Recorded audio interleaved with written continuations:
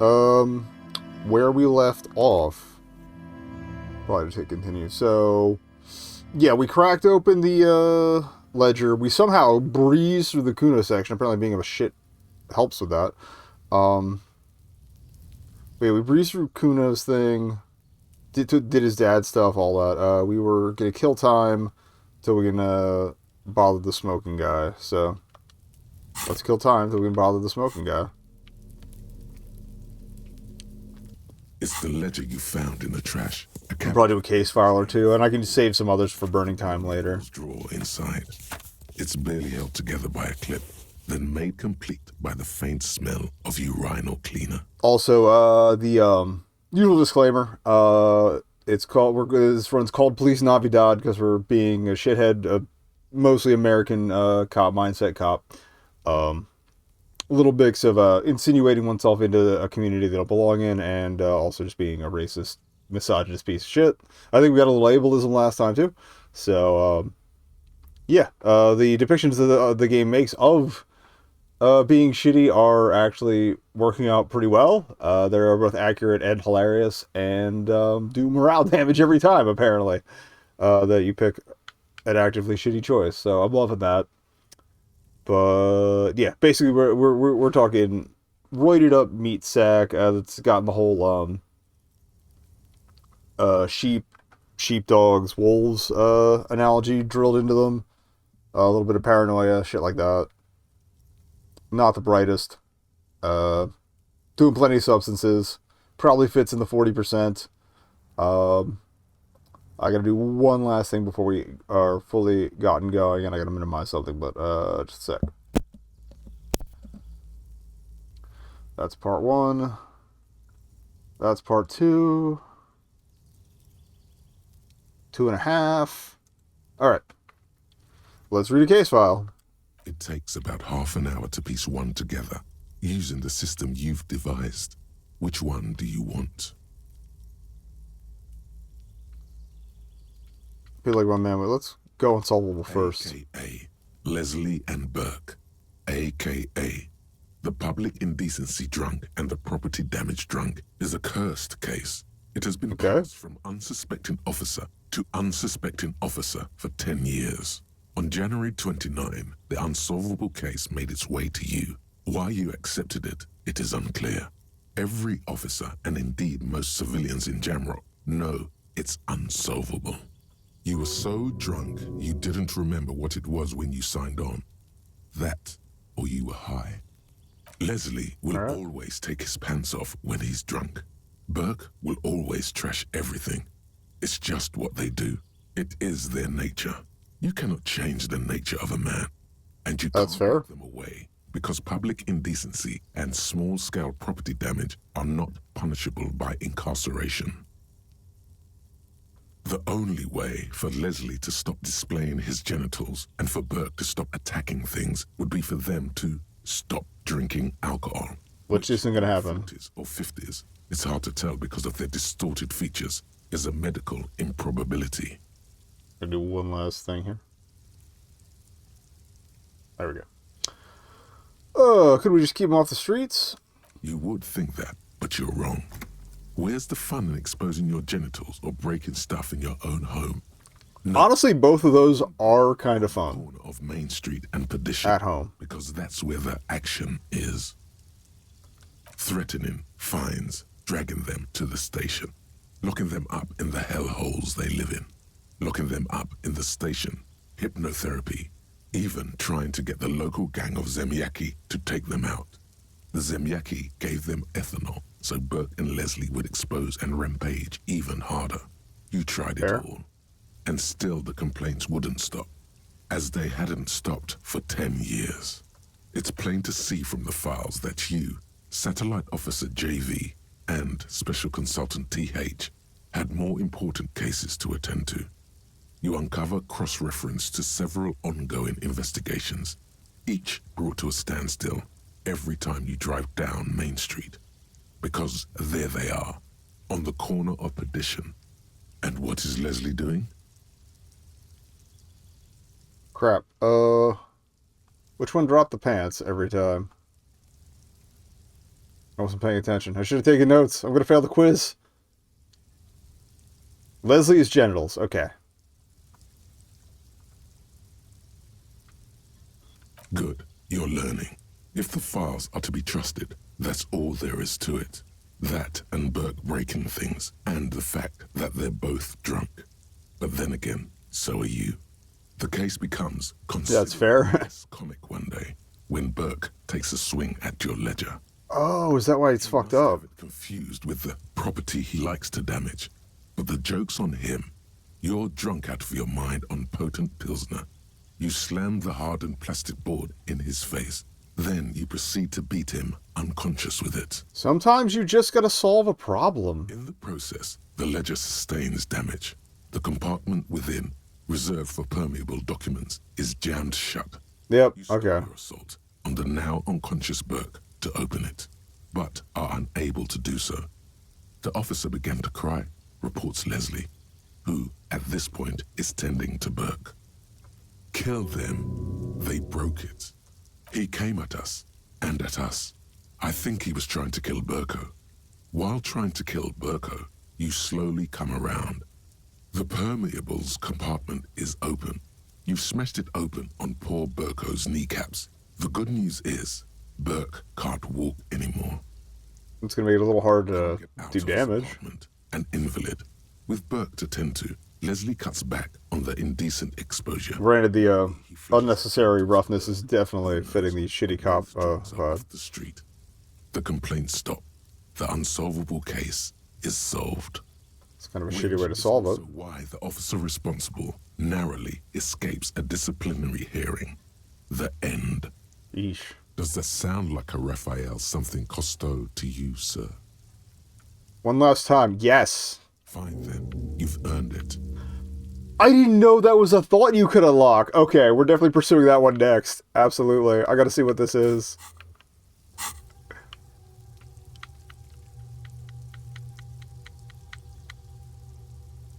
Yeah, I was thinking about doing anti-object task force, but I might not because, like, cops are hired to protect property more so than destroy it.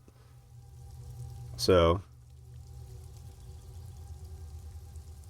all right, we gotta see what the Cousteau one does, even if it's gonna put a big dent in my already weak conceptualization. And I might do the taxation one.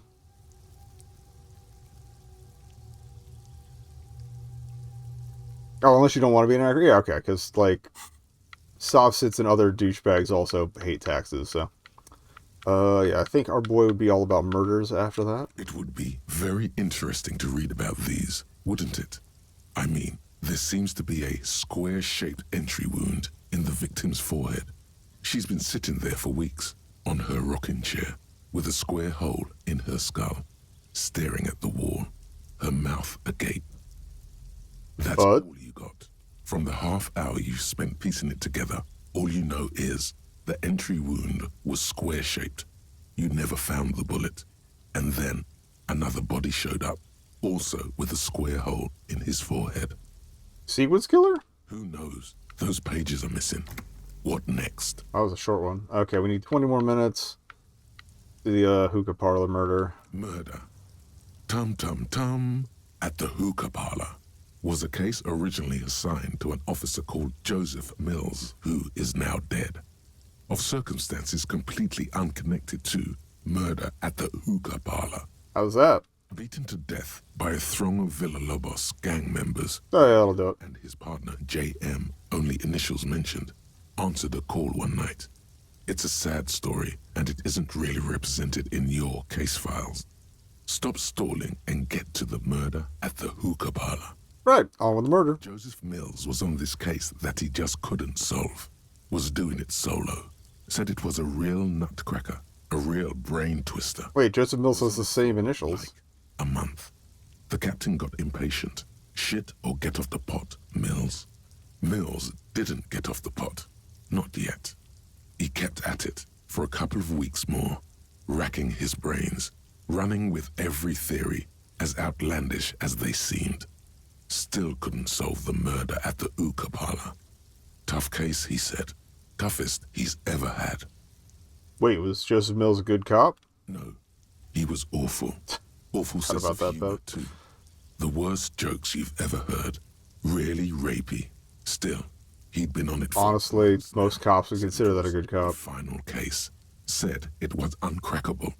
That murderer vanished into thin air. That goddamn hookah parlor was all he talked about. Go on. Okay, so the case is handed to you because Mills isn't getting anywhere, and you look into it. Here's the setup. A young man is found dead in a hookah parlor. You know, those places where you go and smoke bubblegum-flavored vapor all day. Can you get high off it? No, it's soot and water vapor.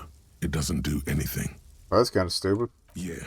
So anyway, young man in his 20s found with his skull busted open, right on the floor of the hookah parlor, in the middle of the day. No one else is in there. Only client that day. In perfect health, too. Some kind of movie producer. No one enters. No one exits. He's just sucking on his watermelon hookah all morning, all noon, like he usually does. He's a regular. No calls. Oh, he even comes outside, I forgot. Just sucking on the hookah until 15:45. Then bam, he's dead on the floor with his skull busted open, blood everywhere. What happened? How can it be? Mills has no idea. Invisible assassin. Movie deal gone sour. Girl at the counter did it. Nothing fits. Eerie. Man just dropped dead. So Maybe his head just did that. you see cushions around the table. Tables low, heavy, really sharp edge. He sucked hookah, stood up, passed out, hit his head on the table, and died? See? You can't even read the thing without solving it. Yeah, it was that. Turns out hookah does do something.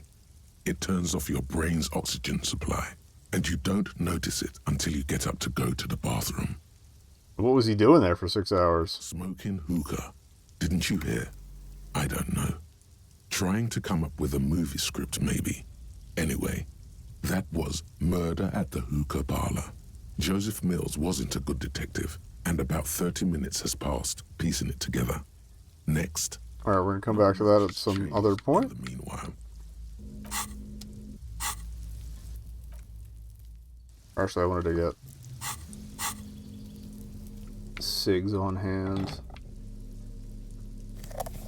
In case he wants to share smoke. I don't think I'm going to pursue the sexuality thing with this version of Harry, but... Gendarmerie, you found me. The young man on the balcony gives you a bright smile before taking another drag from his cigarette. And his shirt is still unbuttoned. Alright. Found a key hidden under a stone. Was it yours? It was mine. My friends use it from time to time to visit me. As he looks at you, something sparkles in his eyes. So tell me, are you here to make things right again? I'm not going to make things right. I'm going to make them spectacular, Beautiful. he says again. Nearby lamp casts shadows on his chin, drawing out the slender I have cheekbones. some good news for you. My Sunday friend is visiting me tonight. I told him about you and he'd like to say hello. Step in. He's already waiting. Alright. Why would I want to meet your friend? Trust me. You do. Alright. Very well. I'll talk to him. But first I want to talk to you. I have so many questions. That's nice, but I don't have anything to tell you. It's my friend you're looking for, not me. He takes another drag. I think the train of thought doesn't come up till you see him at the, And looks around. at the whirling. And the neighboring windows have lit up, one by one. Downstairs, a cat crosses the yard, disappearing into the bush. Can he confirm? Besides, I've got to run. Something tells you you're never going to talk to an individual this cool or mysterious ever again. Run where? To the city. It's a beautiful night. A man on high heels stumbles out of a basement club, music blasting over the entire district. So mad we missed all these shivers the first time since I didn't have it that high. His nervous system. 1,000 shivers ripple through his body. Only if you promise that we'll talk again. It's important. Something flutters in the corner of the lieutenant's mouth as you're saying those words. We'll talk. Just not tonight. Take care, all right? Alright. Alright, that's a new skill point. We're going to open up that thought.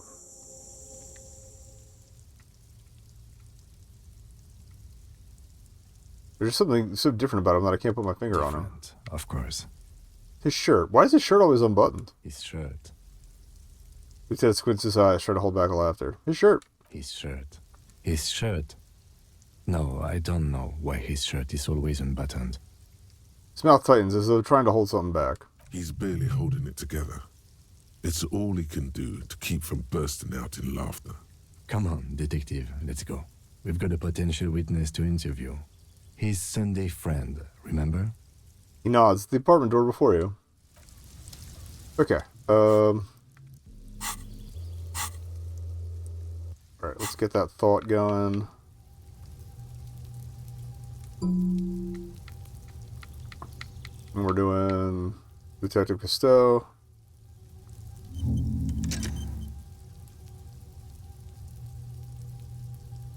Kind of want to do Jamrock Shuffle next, but yeah, Cousteau it is.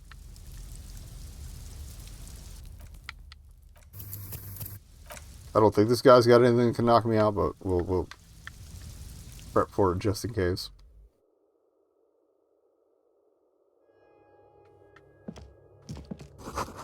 Quarterly Business Magazine. Oh, I'm making some cash looking at all these green orbs. Empty ashtray. Dishes soaked up in a pot. Wrong book.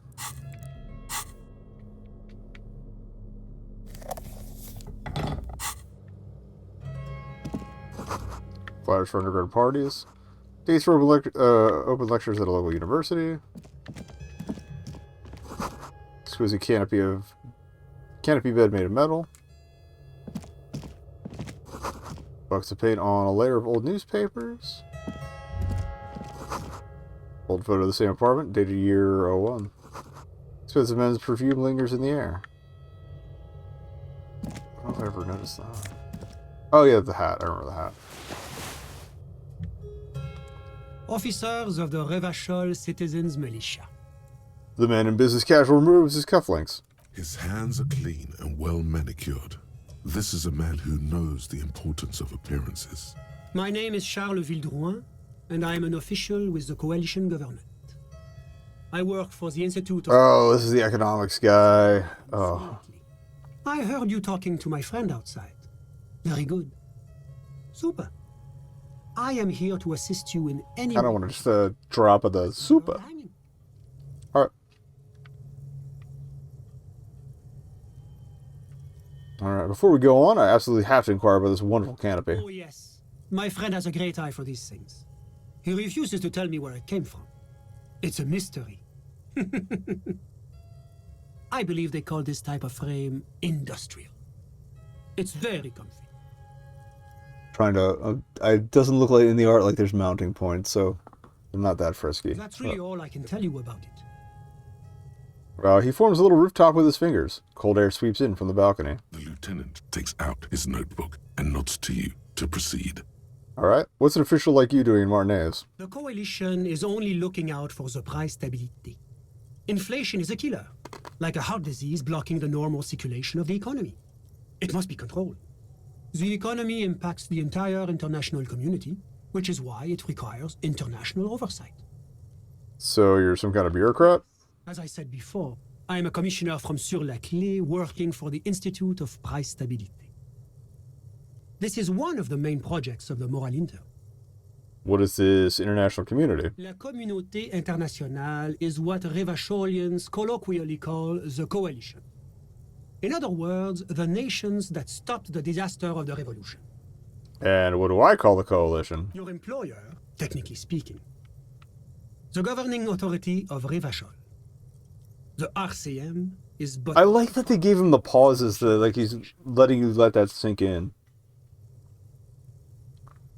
What is it? The price stabilité. It is the most important thing. That doesn't tell me anything. It's the central goal of any sound monetary policy. Maintaining the price stability is essential to maintaining high levels of economic activity, which is essential for maintaining high levels of employment, which is essential for maintaining the social stability. Basically, it makes sure the price of bread doesn't change. Precisely. If only. Too much inflation, bread becomes too expensive. Too much deflation, it becomes too cheap for bakers to produce. That's why the Institute of Price Stability works to keep inflation just below 2%. Below 2% of what? But not too far below. No. Too below is also bad. Below, but close to 2%. You're not answering my questions at all. The coalition believes in the importance of informing the public about the benefits of the price stability. Transparency is one of our principles. Would you like an informational pamphlet? Okay, sure. Give me a leaflet. A sound monetary policy is essential for addressing uncertainty. Stability is the raison d'être of the moral intern. It's the reason why I identify as a moralist. Ugh. But oh, I don't have my leaflets on me today. Moralism in this kind of sucks. You can always call our information line. Making information available is part of the moral intern's commitment to transparency. Alright, I've heard about this moral intern before, but I want to know more. It's the International Organization for Moralists, hence Moralist International. The Institute of Price Stability is just one of its many mind babies, as is the coalition.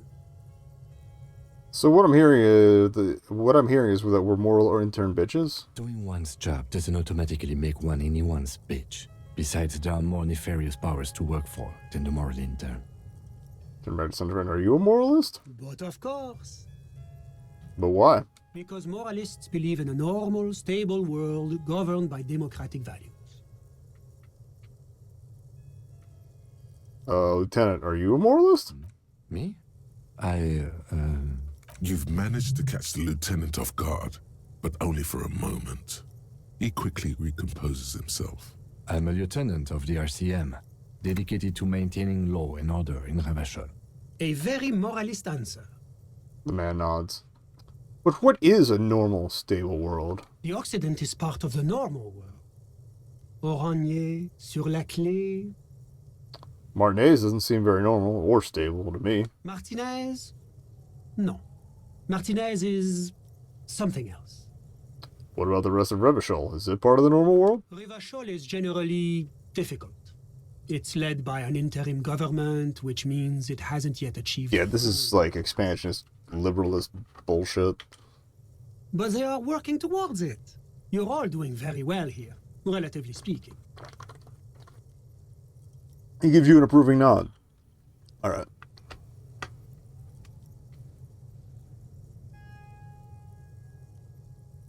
Moralism is the ideology of foreign occupiers. Revachol must be governed by Revacholians. Of course, the detective's personal views do not represent the views of the RCM. Your full autonomy is important, I agree. But it's an ongoing process. Nothing happens overnight. Now, enough of this delightful political interlude. Was there anything else you wanted? This one's going long enough that if we take more damage, I will burn a heal. Alright, tell me about Sur La Clay. What's there to say? Sur La Clay is a modern, urbanized country that measures very high on the human development and freedom index. I'm never going to try to look it up like fan maps or anything. It's known as the executive hub. Or even if like maybe they released maps they used for the tabletop game that led to this. Sponsor of less emerged countries. Revachol is only one of its many darlings whose progress it supports and cherishes. What makes Revachol Sur La Clay's darling? Because a great percentage of Revachol's culture hails from Sur La Clay. Its language, its people, its cuisine even. Or at least in the downtown La Delta area. It's kind of like what the UK became. General and other parts of the international zone have been mercifully spared of Sur La Clay's love for meatballs and mashed potatoes. What did I say? Talk about Oranje. Oranje is an exemplary nation who, as a core member of EPIS, contributes 28% of our annual budget. Next to Sur La Clay, Oranje is probably the most prominent member of the international community. Honestly, the pauses are like half letting it sink in and half him remembering his like script for all this bullshit. Which one of those is more As epis? founding members, they are both very EPIS. Oranje carries a lot of political weight, while Sur La Clay... The fact that he pronounces every letter in that is such a wank, too. Sur La Clay hosts the headquarters of the major EPIS institutions. Okay, but outside of EPIS, what is Oranje? Oranje's economy is one of the most advanced in the world. It has successfully transitioned from heavy industry to advanced services and generally acts as an engine for sustainable change in the international community. Can't you just talk like a normal person? About what? About Aranye. Just tell me what it's like there. Oh, it's very urban and very well organized. Their streets are clean, their horse cars run on time, the people are polite and efficient. Like I said, they are an example for less emerged nations to follow. Alright, so, what are you doing here in this apartment? Well, I'm renovating it. It is an interesting project. The building used to be a 12-story skyscraper before the cannons took the top 4 stories off. This, of course, happened when the coalition forces landed here. You could say I'm undoing some of the material damage the international community caused when we arrived here. Alright. You know, business, let's talk about something else. Whatever you wish, officer. Okay. So, you actually witnessed the lynching? I'm sorry to say I did, officer. Alright. Start from the beginning, if you don't mind. Officer, it's very difficult to describe what I saw that night. It was so surreal to me, like in a play. What do you mean, like in a play? It was just so strange. I could barely comprehend what was happening. I was on the balcony when it happened, getting some fresh air. I remember that first they came in, carrying what looked like a body. And then I saw all the surrounding windows go dead, one by one. That's when I understood. I should not be seeing this. Sounds like the victim was unconscious, or at least incapacitated. Interesting. Yeah, we found the bullet, but we don't know where it's come from yet. Who are they? Can you describe them? I couldn't see their faces well, and there were quite a few of them. But they were very loud and very Martinez. He pauses, looking for the right wording. Let's just say that the laboring classes can get rather expressive with their profanities. Alright. How many were there? I couldn't tell you exactly. Less than 10. Maybe 8? What happened next? I went back inside. Oh, Kim's here. We can check out the footprints before I call it a night. Alright. Yes, back inside. Keep yourself safe from the killing. Were you able to see anything from inside? Officer, the yard was pitch black. There was nothing to see, but I could still hear their voices. They were threatening to kill that poor man. Were they men? Women? All men, I presume. But again, I couldn't see very clearly. Were they Koikos? Kips? Those funny squinting men? Those funny... Oh, officer.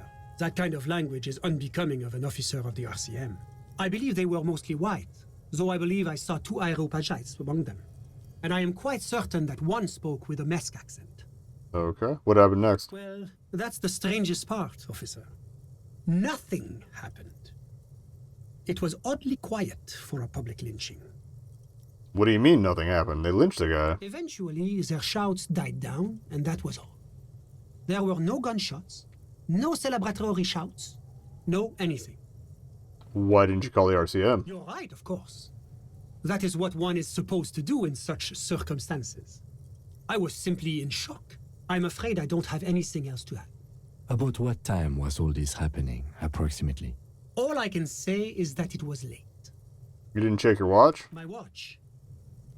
Yes, now I remember. It was 30 minutes past midnight, give or take. So let me get this straight. You didn't actually witness the hanging itself, did you? No, I didn't see the corpse until the following day. Well, that was a waste of time. I'm sorry I couldn't be of more assistance. Can you tell me about your friend? Ah, my friend. My friend is a good young man. His family immigrated here from Kedra, and life has not been easy for him. But he understands the importance of education. He has taken his future into his own hands, and that's all that matters. What's Kedra? Kedra is a candidate member of APIS. But, between you and me, their potential membership is a more contentious issue. What's that? That it's never going to happen. They entered negotiations in 21, and it's been pending ever since. Alright, what's this EPIS thing you keep talking about? EPIS is a very special program developed by the Moral Intern to support certain Occidental nations. It began as a unified system of weights and measures, which proved to be a wild success. Nothing but So kilograms. it's World of Bank by way of the centimeters metric far system. away. Okay. It was such a wild success that we expanded it into an economic union for the processing of steel. Another success. And between you and me, the moral intern feels emboldened by this success. Emboldened to take EPIS to the next level. Okay, but like, what does it stand for? Why, it stands for progress and stability, like the moral intern as a whole. No, what do the letters stand for? It's been such a wild, extraordinary success thus far. We are very excited to take it to the next level. You don't even hear the words I'm saying, do you? A supranational political alliance. The United States of Occident. Is it going to be like this place here? You mean Revachol? No, it's going to have transparent democracy. Is Revachol going to be part of EPIS? It's one day going to be a candidate member of EPIS, sure. Didn't you say the candidate members never become real members? No, candidate members do become members. Why do we even have the whole system in place if they don't? It just takes time. Time and evaluation. But we were talking about my friend here, not politics. How'd you two even become friends? How did any of us become friends? Bad things happening on the Insulindian Isola? Oil platforms ablaze in the night? Civil wars lasting How can for you sleep when your years? beds are burning? Finally, the international community is forced to step in. That song's not about oil. It's by a band named Midnight Oil. Never mind. What are you talking about? No one becomes friends that way. Au contraire, it's how millions of people end up where they are, meeting the people they meet. It's how I came here, and my friend too. You still haven't told me who he is. Sorry, who? The man throws a quick glance at his watch. Your friend. Smoker on the balcony. We were just talking about him. But I told you, officer. He's a bright young man here to pursue his education. Education is the foundation of our future, especially the arts. It is a cornerstone of our civilization. Hey, okay, fine. But what's his real name? Officer, you have to understand. I can't give you his personal information. I'm sure you have your own methods and databases, right? Please don't put me in this situation. So all you could tell me about him is that he's here to study the arts. He's deeply enmeshed in the study of the fine arts, yes. Which arts? He's a truly free spirit. He likes all the arts. Perhaps graphic design, printmaking, who knows? The world is open wide for a talented youth like him. Great. What are you doing in this apartment by yourself? I'm just enjoying the view. The man smiles, nodding to the window. What view? It's dark outside. He says, raising his hand. The baby is crying in the neighboring apartment. Someone's baby's crying. Oh, listen. He says, again, looking outside. The Insulindian Bay.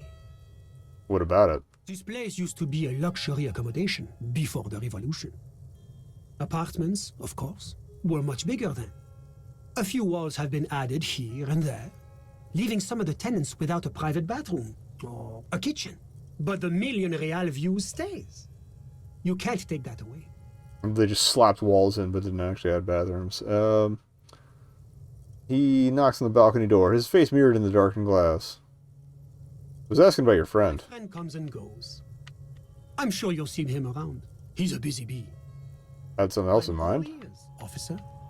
I believe that's everything. Thanks. Got all I need. A moment. Officer, do you have everything you need from me? I'm afraid we won't have the chance to speak again once you leave. Alright. Why can't we talk later? It's against diplomatic best practices for an official in my position to be discussing murders with local militiamen. And I'm pressed for time. After you leave, I should be leaving as well. Alright. Thanks for the heads up, but my work here is done. Of course. I'm glad I could help.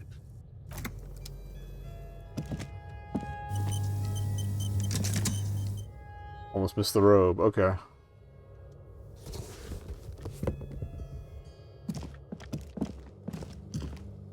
Okie dokie. How my thought coming along there? 27%.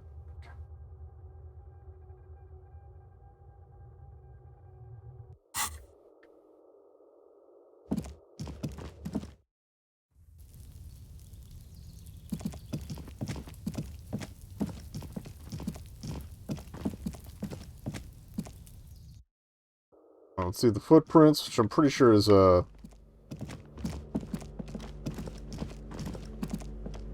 not sure. I think this exit would be a little bit quicker.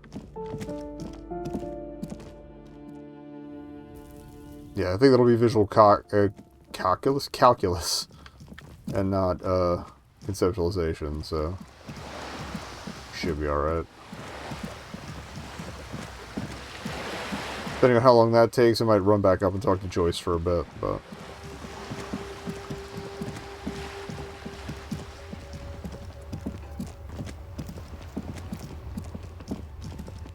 Or hit up the radio.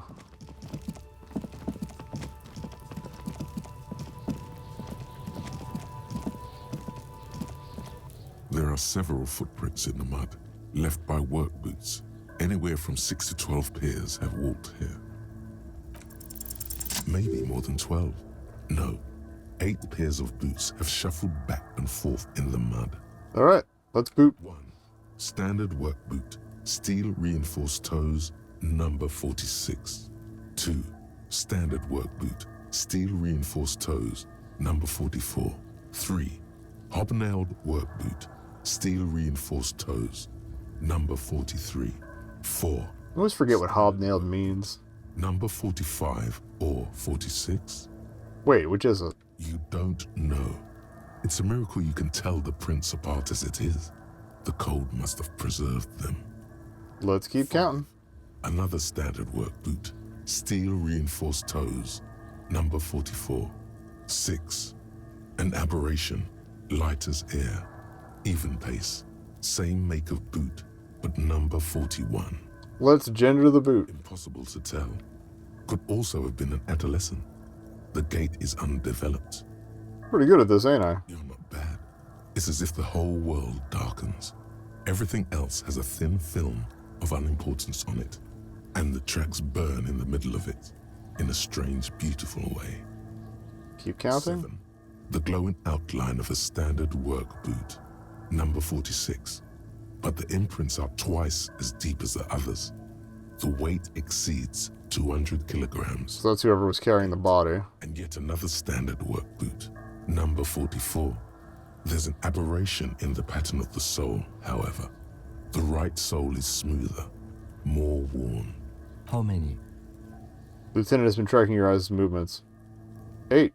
I was pretty off then. I counted 20. Same guys are going back and forth. I never got the hang of it. Hyperopia. Do you see anything out of the ordinary? Light step, number 41 shoe. A woman? Or a kid? Could be a woman? Okay. How do you know? He knows it's hard to discern sex from a person's gait. I don't. Understood. Anything else? Heavy one, 200 kilogram imprint. 200? This could be the combined weight of... That's what I was saying. One carrying the other. Let's say a heavily built worker carrying a soon-to-be-dead man who's tied up. He might be right. 200 kilograms of living weight is unlikely. One of them was carrying him over? Probably yes. This would also fit with the victim being dead from a previous gunshot wound. They had to carry him, because he could no longer walk. Is there anything else that's noteworthy here? An aberration. One soul smoother than the other. Interesting. Let's name it the odd soul. Any ideas, Lieutenant? Someone operating a workbench with a pedal? Like a joiner at the harbor. Or maybe a drummer? So one of the people we're looking for is a drummer? No, it's not. Forget I said it. We are not looking for a drummer. Perhaps it could be a driver. A driver would wear out the right shoe before the left. The accelerator is on the right. I was actually thinking the exact same thing. He doesn't seem to hear you. Looking south, toward the traffic jam instead. The machines are silent. The engines are all turned off. We should keep our eyes open around the traffic jam. See whether anyone strikes out as a potential suspect. Seems prudent, no? Not sure. We don't want to attract too much attention. You're right. Let's keep a low profile. Lieutenant writes something down in his notebook, then reverts the tracks in the mud. How old do you think these tracks are? Maybe? 7 days would fit the time frame provided to us by the caller, who reported the hanging. It is not impossible. How do you know? I pulled last week's forecast for coastal Havashol. 7 days below freezing. The day before, the day of his hanging, was the last warm day. That's fair. Correct again. Sub-zero temperatures would preserve the tracks in a good state. The commotion here could have taken place a week ago. What do you think happened here? What do I think? A mob of people brought something heavy to the tree. One of them was carrying the victim. They shuffled around, especially under the tree. Then, after hoisting him up, they stood in a semicircle facing his direction. At first glance, this appears to be a lynching. Indeed, they all stood in a row here and looked at the tree. But we know the victim had a bullet in his head. A more precise way to put it is, it was made to look like a lynching. Like the coalition official said, surreal, like a play. Exactly. They had to perform it to whoever was looking, the whole neighborhood, I suppose. And us, too. Been through all of it.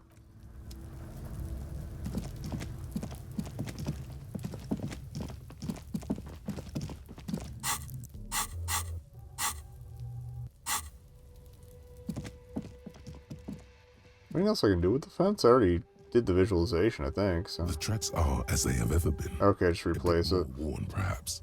Fortunately, the street... Oh, we didn't talk with him, though. ...noticed their presence. Got it. Alright, car drove through the fence. You are correct. This is a rather motor carriage-friendly city. It's connected to the case? I'm not sure. There are plenty of traffic accidents waiting to happen. I wonder if we can review the sign thing, too. Right here on the roundabout. I would keep them separate. Alright. You could follow the tracks south. There seems to be a canal there. See where they went, if you find the time. This is the point of departure of the vehicle that crashed into the Samaritan butter sign. That's plausible. A similar reckless abandon seems to be in evidence. Alright.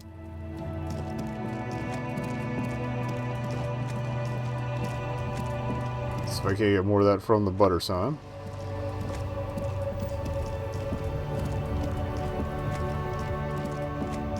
Also wanted to see if there was anything else on the radio we could follow up on.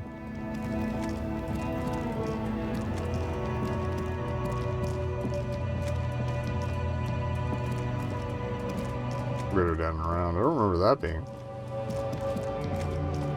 accessible. It was between the thighs of a page 3 girl.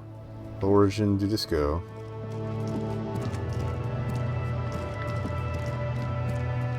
The crumpled Samaran butter billboard still soaks in the canal, marked by tire tracks. Okay. The lieutenant looks on, waiting for you to wrap up your analysis. Oh. Any theories about what happened here? Looks like someone was in a real hurry. What kind of car do you think it was? I think it was a Cooper E40. It's quite likely, from what I can tell. Some ideas who it might have been. Oh, That'd be someone really cool and I courageous. suppose that narrows it down somewhat. Fortunately, we are not traffic cops. Should we get back to the murder? I'll roll it, but we're probably gonna fuck it up. You've thought of a very touching story. It's shit though. That's okay, I love shit stories. Well, you're in luck then. See, Kim, what happened here is the driver was a man whose wife was about to give birth. This is good. This is very good. He was out drinking with his pals when he got the news, and flushed with paternal pride, he got into his Cooper at once and raced to the clinic. Yes, that could very well have been it. Now let's move on. We're not traffic cops. Alright, we should bring this driver to justice. If we must. I didn't know there was a task attached to that because I never got the sign last run, so that could get fun. No, we can't... It makes sense that we can't browse the wares while he's not there, but that's kind of annoying. Alright. We haven't saved in a while, too. I was starting to get scared. We would get KO'd on one of those. Alright. I haven't really checked out the traffic jam at night, so I kind of want to see if anyone else is around.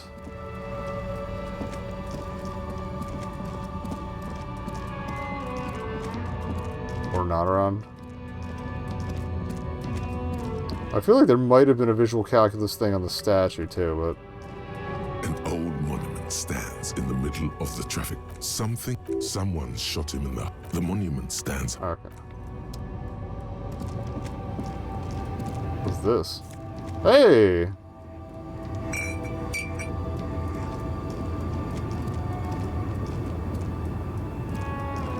Can I cross this? No.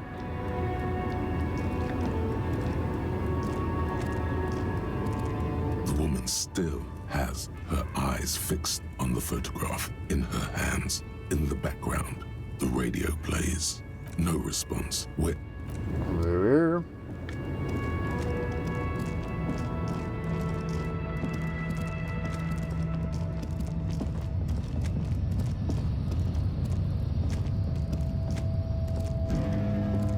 A lorry stuck in the traffic jam. I know the old woman comes into play somehow. And I think it's supposed to be on a fash run that she does, so. I never noticed that was a reflection of one of the streetlights, but I don't usually walk by Frita at this hour, so. I might have some tear, too.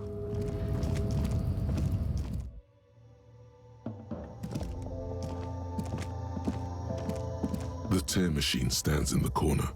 A sign says, 1 bottle equals 10 cents. Excuse me, I have the tear bag, but no tear. Can I still use the tear machine? You need tear to use the tear machine.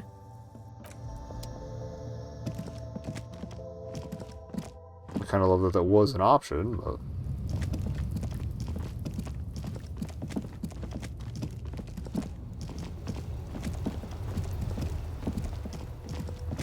Part of me wants to buy some alcohol to have to give to, what's his futs the next day.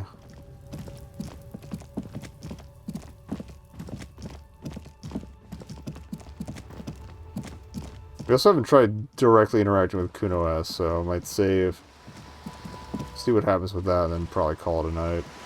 Probably move on to day 3, we'll get across the lock.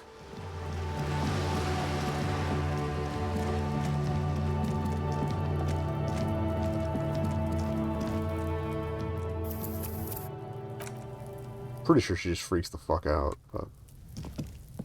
Are you trying to sneak up on me? Come to slit my throat in my sleep? Apparently, she doesn't like people standing behind her back. Pig's come to take me out, trying to snuff me out.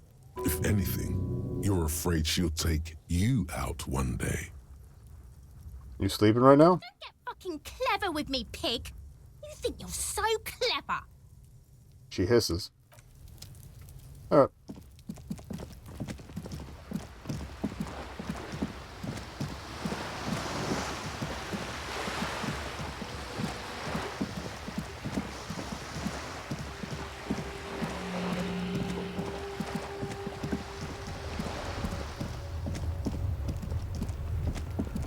I was also burning a little extra time to work on that thought so I can get my conceptualization back.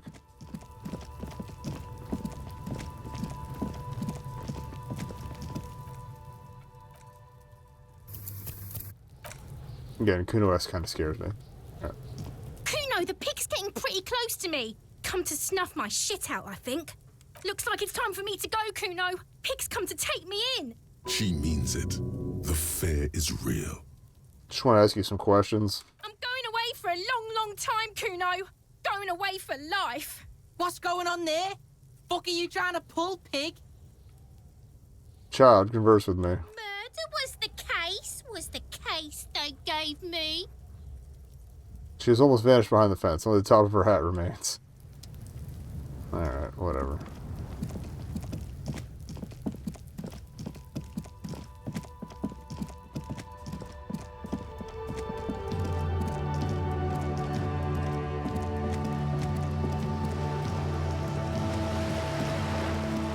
We can't discuss the case because I didn't get my ID back yet.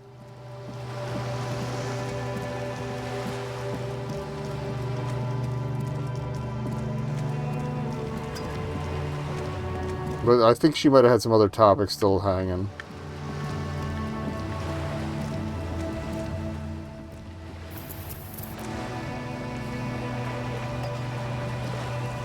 You're back. Good. What can I help you with? Okay, we thought with the drug trafficking. Oh, we have the tat too. I haven't looked at the tat photo. Okay, tell me about this alleged drug trafficking. It's quite straightforward. Someone is using Terminal B to smuggle raw ingredients from the Samaran Isola into Revachol with the Union's blessing. Wild Pines has suspected it for years. Ingredients for what, ma'am? Meth and dextroamphetamine, GBL, and various synthetic psychedelics. Honestly, it might be quicker to say what you can't make from the stuff. Shit, yeah, baby. It's the party pipeline. Why would you want to shut that down? Let me get this straight. The materials come from Samara to Revachol through the terminal? Yes. After they clear the terminal, we lose track. The actual production is taking place at various sites in and around Jamrock Quarter, north of here. Wild Pine seems to be well apprised of the local drug trade, ma'am. Do you mean to say the Union also produces the product? Sells drugs, I mean? We're in logistics. It's our business to know. And no. So they're a As middleman. far as the company knows, the Union does not produce it. They transport the ingredients for a cut. Alright, so... This Harry would probably try to keep up an air of professionalism, so we'll keep going. Yes, but you won't get anything out of Evrat and the Dock Workers Union. Still, every chain has its weak link. Am I gonna need bolt cutters for this? Unlikely, officer. I'm talking about the lorries. Once the ingredients reach Jamrock, they're distributed to a network of local manufacturers, well beyond our grasp. But in transit, they may be vulnerable. Perhaps you've noticed that a number of lorries are tangled in a traffic jam at the roundabout just now. Interview the drivers who are still hanging about. One of them might be waiting try that in the for a morning, then. crucial shipment. She gives you a knowing look. Her irises are light green, like the river Esperance in bright daylight, upstream where it's clearer. We're like right on top of an ad too, so... I'll be explicit. If you find this driver, I will share company secrets with you. Hell yeah. Okay. Alright, we'll pause there for the ads. Just 3 minutes ads to clear pre-rolls for anybody coming in fresh. And I'll see you in a... Okay. Where were we? Oh, yes. Smuggle talk. Okay, why did you come to the RCM earlier? We did. On more than one occasion. Apparently, there's some sort of inter-precinct disagreement. Yeah, that's right, there's crossover. This area falls under. Yeah. Pissing contest. We know the company has launched its own probe into the Union's alleged involvement. We also know it's come up empty. It's not just the RCM. No one's been able to find... I forget if I took this investigation on. Or if I did, I don't know if I ever finished up on it. Well, here's your chance, officers. No coincidence the lorries are stranded there like that, is it? No. We asked East Motor Track to raise the drawbridge. The road company is a partner of one of our subsidiaries. However... She pauses, looking to the sea. This is a limited time opportunity. Once the complaint has been processed by the Trade Committee, they'll have no choice but to lower the drawbridge, and the operation will continue. She looks north. Thousands of liters of raw ingredients will pour onto the streets of Revachol. Not the east across the river, but the west. The vulnerable, the weary. A cold breath rushes in from the bay, making its way down the alleyways and potholed streets. From Martinez to Jamrock, in the traffic you hear the clinking of glass vials, concealed beneath tarpaulin. Or is it just your teeth chattering in the cold? Fucking misery. A lot of it. It comes in from large Samaran factories in South Safre, Seagull, and Sinyao. The literage they must get from this terminal alone must be oceanic. Well, at least this solves one mystery. What is that, Lieutenant? Why I had to call East Motor Track and beg them to open a drawbridge for me. I'd wondered since I first drove in, on my motor carriage. I am sorry for the inconvenience, Lieutenant Kisaragi, but we need them trapped here. This is a unique opportunity. I'm sure you understand. Alright. What proof do you have that the Union is involved? How do you think they're financing this strike? There are thousands of unpaid dock workers going strong for the 4th month straight. I think I might have missed this because I did eventually get the ID to talk to her instead of There was a shakedown of local business. trying to ask for a way around it. They were squeezed to bankruptcy to fund it. With all due respect to these desert cacti, The contents of a few cash registers cannot provide for 2,000 men. The local businesses can scarcely provide for themselves. So you think the strike is being funded with source ingredients for drugs? Precisely. Smuggled out of that very gate at night, most likely. I didn't then warm loaded up as onto much lorries tonight, and so driven to my Jamrock. mouth's a little You simply worse than need to usual. find one driver who will open up to you. Okay. We already have some suspicions that one of the drivers was present at the lynching. The two might even be connected. Or not. Though, if you have evidence to the contrary, I'm eager to hear it. As eager as I am to share it, Lieutenant, once the job is done. Alright. Okay, I made up my mind about the smuggling investigation. Yes? Take this case. Excellent. According to my reports, there are at least 3 lorry drivers lingering near the roundabout. Hopefully one of them will know something. It may come to nothing. I wonder if the old woman's the one that ties into it. Wide open. I can keep That'd be the cool. drawbridge up for a few more days at least. A little weird, You but should cool. have the time you need. Alright. In the meantime, let me know if there's any other way I may be of assistance. Photo check? That's the man who was killed. I'm afraid this is a discussion for once we've cleared the lynching question. So you know something about the tattoos. Better not tie the fourth day to the bat's day on this. I hope there is something else I can help you with. You're on a boat. Why, yes I am. Not a lot of people on boats, are there? Of course there are. We're on an archipelago. How else are you supposed to get around? Wait, we're on an archipelago? Yes, we are. We are on... Oh, this is where you get the geography stuff. Alright. Caillou? I thought we were in Revachol. We are. And the city of Revachol is on the island of Le Caillou. Alright. Still, I haven't seen anyone else sail a boat around here. I haven't seen anyone else drive a souped-up Capri Kenema motor carriage either. Actually, that motor carriage has been specially issued to serve as a patrol and pursuit vehicle. It's for crossing long distances in the greater Revachol industrial harbor. It's not a toy. Neither is this. A toy, I mean. It's a machine for crossing long distances in the Bay of Revachol, between the city and the islands. Does she have a name? The boat? No. It is called Cordelati 19, because that's the type of sloop it is. Okay, but what kind of boat is it? It's a pleasure craft. A 19 pacer. It also happens to be rated for Category 1 racing. Though these days I mainly use it for business. How do you like it? My sloop? I like it a lot. It's the eel's hips, baby. I forgot I was going to start using that. I'm enjoying this part of the interview. It has so little to do with the murder we're investigating. Kim, show. Please. You have a license for this boat? Officer, I assure you I'm a highly qualified pleasure craft operator. The crowns of her teeth are porcelain, white as the boat's hull as she smiles. Qualified pleasure craft operator. So charming. Where's the damn license?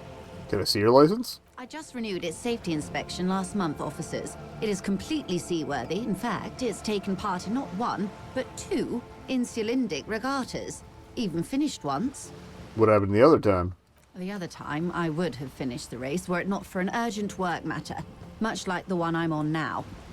Still need to see a license, ma'am. Actually, you don't.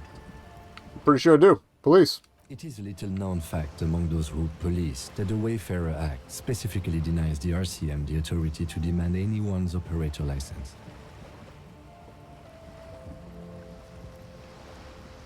So we can't pull over random civilians and demand their papers? That's weak. Unless it's their passport. No. Do you want to ask for the lady's passport? Yeah, I'm going to need to see your passport. Of course. Alright. She searches the pockets of her raincoat, producing a bundle of documents in a sealed plastic bag. Smart. Look at her passport. The woman is silent, smiling while the waves lap against the hull. In your hand, under the plastic, a light blue passport saying, Republic of Vespa.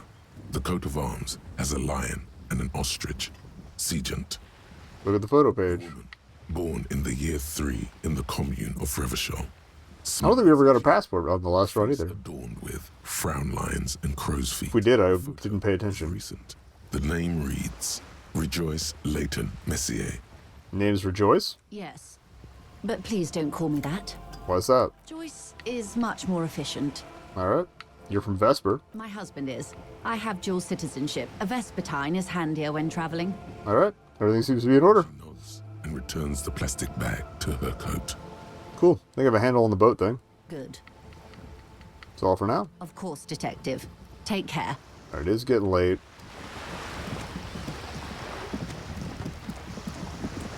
Pretty sure I already paid for the stay, so. This point is pretty much just a matter of crashing out and then starting day 3. Thanks, autosave. Oh, that was the other telescope.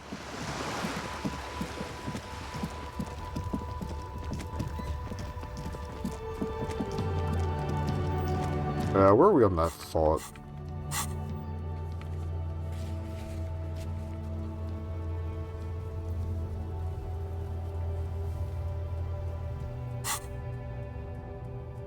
$62. Let's see if I can get anyone else on the radio before we call it a night. Inside, you see a set of steering levers, a radio microphone, a pull-out toolbox, and the soft glow of the fuel preheater gauge. And I forgot to tap on the gauge As you tap before. on the ga- No. That's enough fun with the foldable headlights. Oh. I know they are mesmerizing. They're also fragile. I'm not going to turn it on for you again. Fair enough. Radio. This is Precinct 57. How may I assist you? Reconnect me to the 41st. Right. Please hold. A sigh. 10-4, come in. Oh, I didn't realize we could follow up on the small guy. This might sound odd, but there's personal details I'd like to discuss. Unless... Okay, 10-4. Or we could just... Or is this just to ask you about yourself? Wait. Before you say anything stupid, think it through. What's there to think about? You're going to be looking at a straitjacket if you tell everyone you Okay. lost your memory. 10-4, sir, I'm not hearing your question.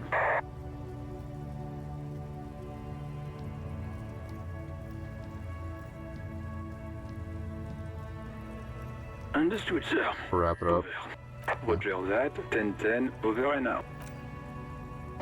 I forgot that was personal details, not someone else's personal details. Alright, we'll check the lorries in the morning. I think it's good enough to call it there.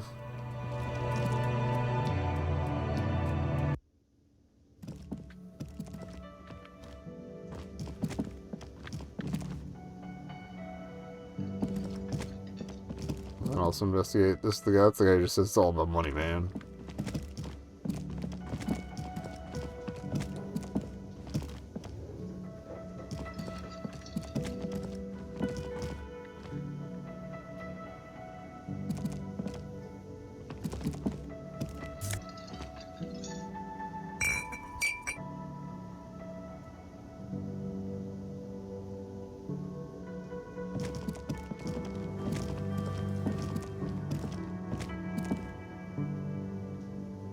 You see a heavy steel. New with the door yet?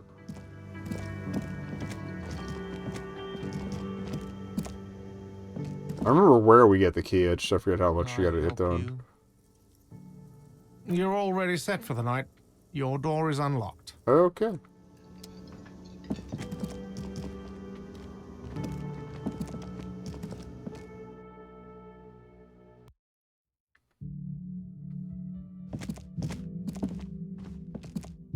The door is closed.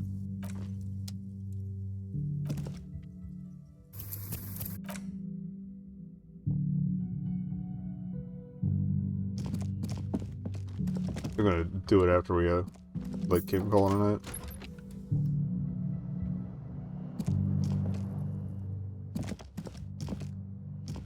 Yes?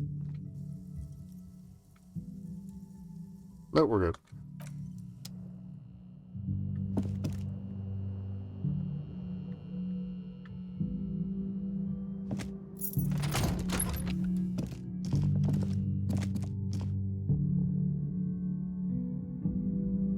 The door is closed. There is no answer. You hear the shower being turned on. Somewhere inside, a tremendous loneliness comes over you. I don't think I ever tried this. The world is doing something without you. Alright.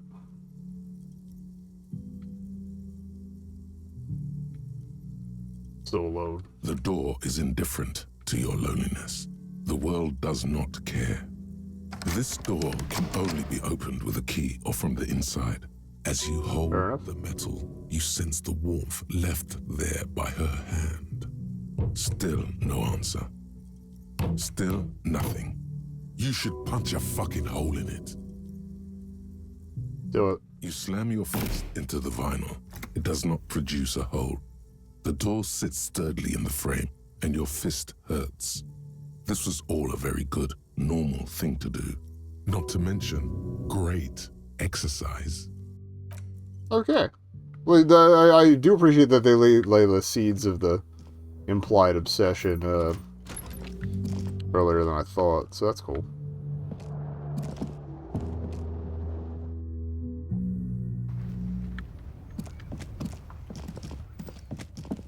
Taking a long shot, look for some terror on the balcony. Alright, call it a night, finally. Because there's all those dialogue options when you're interrogating her later.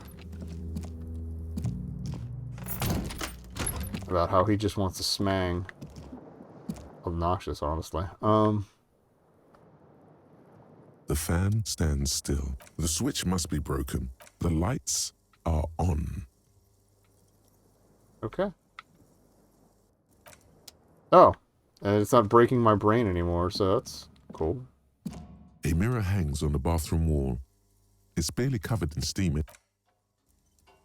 I need more encyclopedia for that.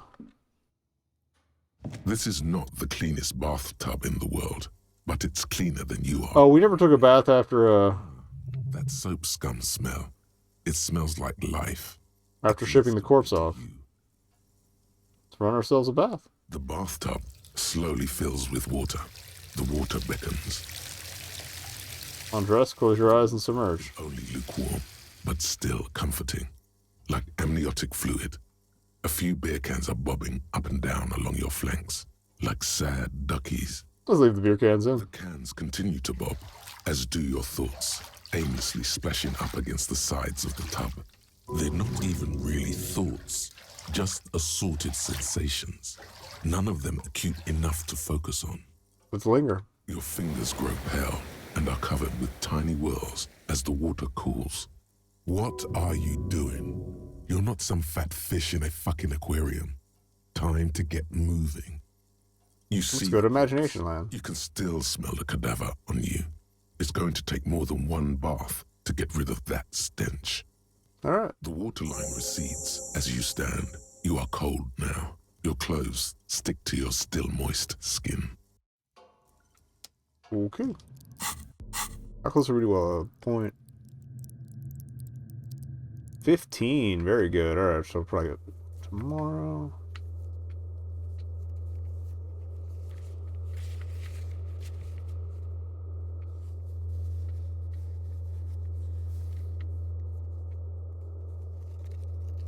No, we already opened the door, so I don't need to worry about that. Cool. 70% on the thought. Cool, cool.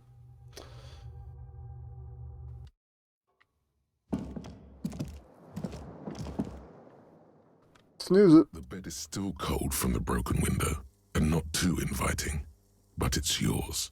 You've earned it. The bed is still cold from the wind blowing in from the broken window. The mattress creaks as you close your eyes and try your hardest to fall asleep.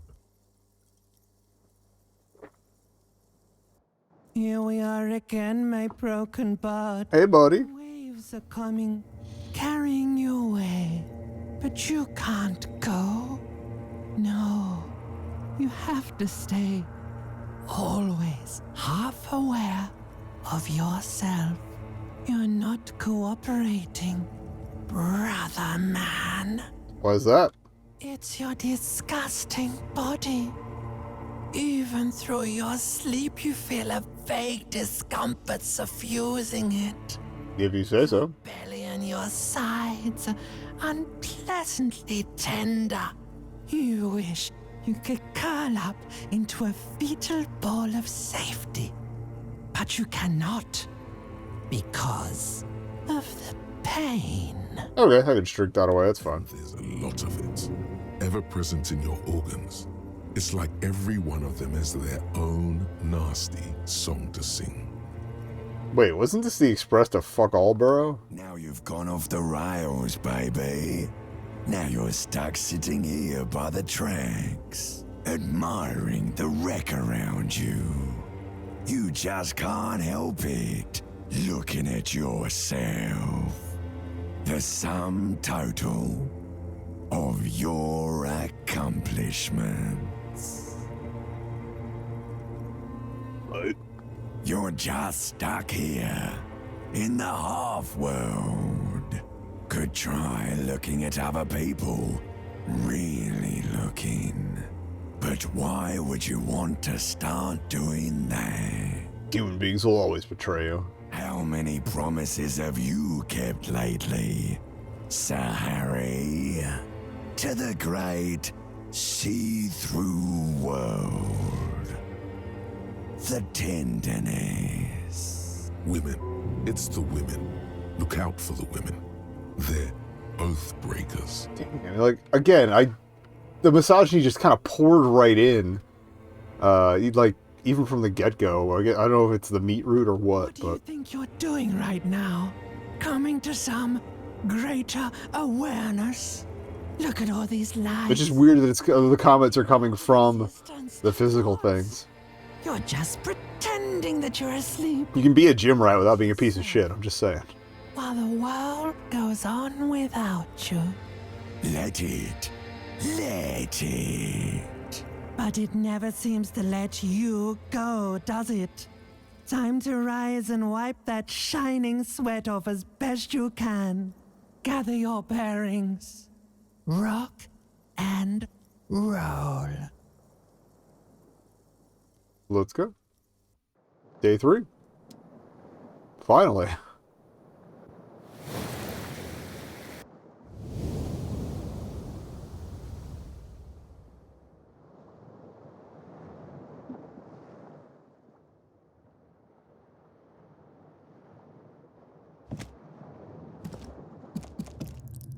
I want to switch up the outfit a bit.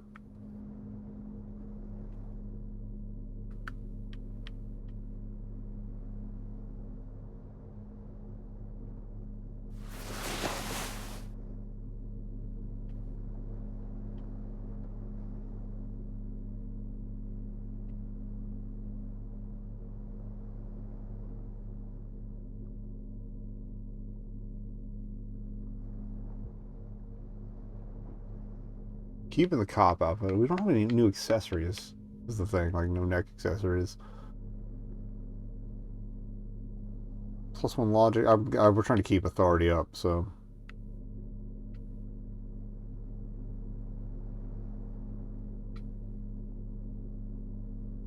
Laborer jeans. Goddess or regular black jeans. I feel like that fits the shirt and actually the bottom, actually everything a little more. Kind of a weird goth vibe going on. Alright.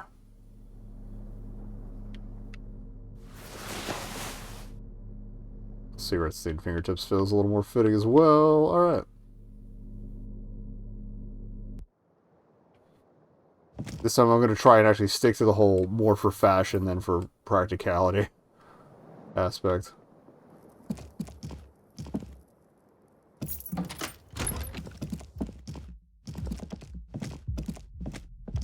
Okay, we'll head down.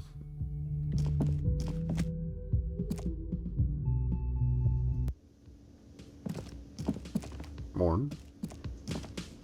Pay guard off right away. Can I help you?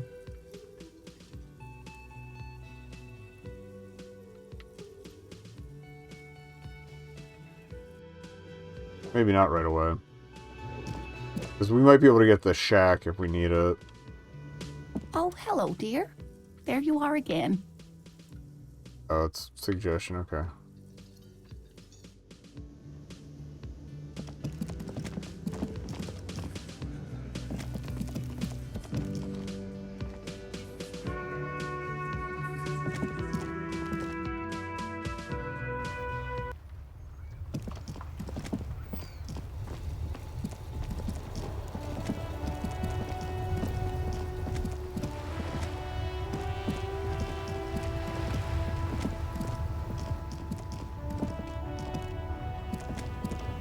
so we're gonna cross today.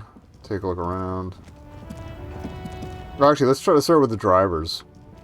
That's probably the smart thing to do.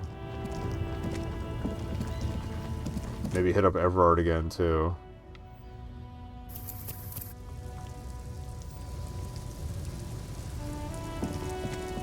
Stuck in the rain in a traffic jam, man. What's on your mind? Seems like Maddie knows about drugs. Ah, man. That's subtle. Me and narcotics go way back. Had some good times surfing the psychic waves of my own consciousness, you know? But those days are behind me. There are other addictions in my life now. Why the inquiry, my man? Need to get high. I'm looking for a dealer. Hey, man, that's serious criminal talk. Are you trying to pull some sort of an entrapment thing on me? What? No, of course not. Then what's your deal here? Let me be straight with you. I'm trying to figure out who's smuggling drugs out of Terminal B. We have a credible lead, sir. Someone on this roundabout is waiting for a bulk shipment from the harbor to load it on their lorry and drive it to Jamrock. Not me, man. No way. I don't need any trouble. Shit's bad enough anyway. This jam's got folks up in arms, and I'm afraid it's headed toward a conflagration. Wait, then why are you still hanging around? Gotta guard the stuff. Bosses don't look kindly on missing cargo, and it gives me time to work on my rhymes. Fair enough. Working on these rhymes clearly leads to muscular atrophy. Make sure you don't get hooked on poetry. Who do you think you'd be conducting the drug trade then? Look, man, I try to stay away from the criminal underbelly of Revachol. I'm a guest here. You really need to find another man to probe with those questions. I'll come back for that once we finish this thought.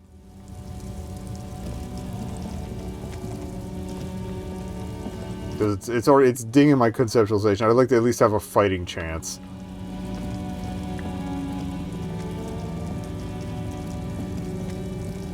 I think we grabbed everything that was down here. Alright.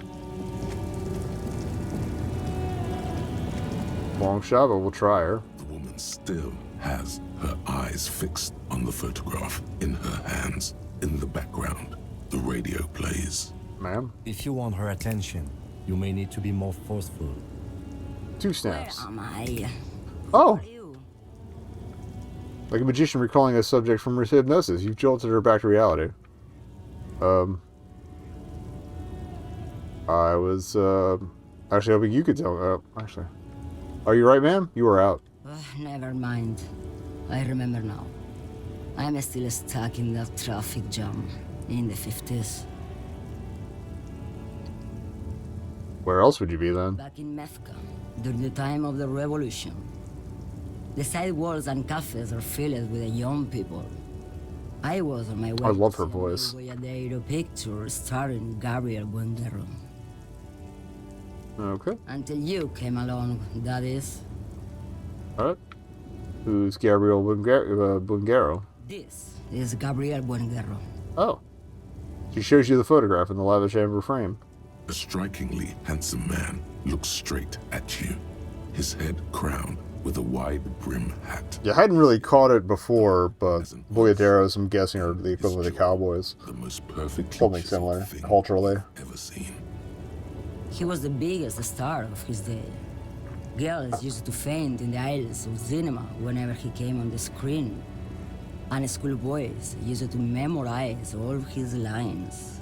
She leans back, savoring the world she's conjured up. So, I take it you were in Mesk when you were young? Someone was. She nods as though her meaning were perfectly clear. Someone? Are these not your memories? They are someone's memories, boy. What difference does it make if it's me or not? They're beautiful. That is all that matters. Beautiful and true. And they will win. They're coming for this, you know? All of this. All of what? The world. The present. Sorry to interrupt your dreaming, ma'am. I wasn't dreaming. I was there, Loman. It was early spring, and the man behind the black sun had just come out. The posters were 20 meters tall. Everything was golden. Her eyes narrow, and she appears to take your measure. While you, people, were tearing each other apart over your petty little revolution, in Methk, it was a golden age. Right. I have some other questions for you. Police questions. Why not, Harife? It's not like I have anything better to do in this hellhole. She settles back against the railing of her motor lorry. Behind her, mountains of memorabilia, photos, and knickknacks line the dashboard. We'll follow the personal questions first. We'll do hauling after. Still don't really understand this whole boyadero thing. Of course not. To truly understand the boyadero, you need to listen to On the Western Plain. Okay, what's that? It's an old ballad about a young girl who falls in love with a daring boyadero.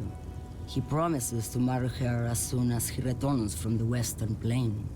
I'm guessing that doesn't happen. Of course not. The boyadero returns from the Western Plain a changed man.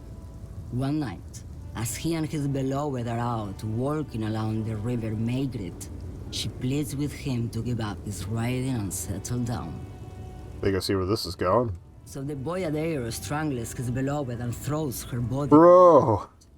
Then he rides off, because the Western Plain is calling to him. That's not where I thought that was going. You have to understand. A true boyadero needs a whole horizon to himself.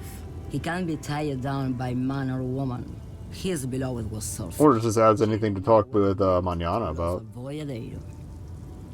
Alright, before I came, you seemed away. She's just a distracted old woman. We should maybe let her get back to her things. You hear that, Lowman? I don't think your partner likes you spending too much time with me. Alright. Wait, why is that, Lieutenant? Nothing. I just don't think she's connected to anything. Alright. Should you drive a lorry if you get like that? Oh, don't worry about me. I'm one of the best camioners around. I drive routes no one else will. What routes? Lomonosov's Land, Udashnaya Zemlya, the Western Plain. She nods and closes her eyes again, letting her mind submerge. Terrible cold comes over her, rattling her teeth as she stares inward. The Transcatolia Magistral. You for 1A. Adestradas do Mirador. All the good ones. The deep trenches. Where the bluebirds fly. She opens her eyes again and shudders.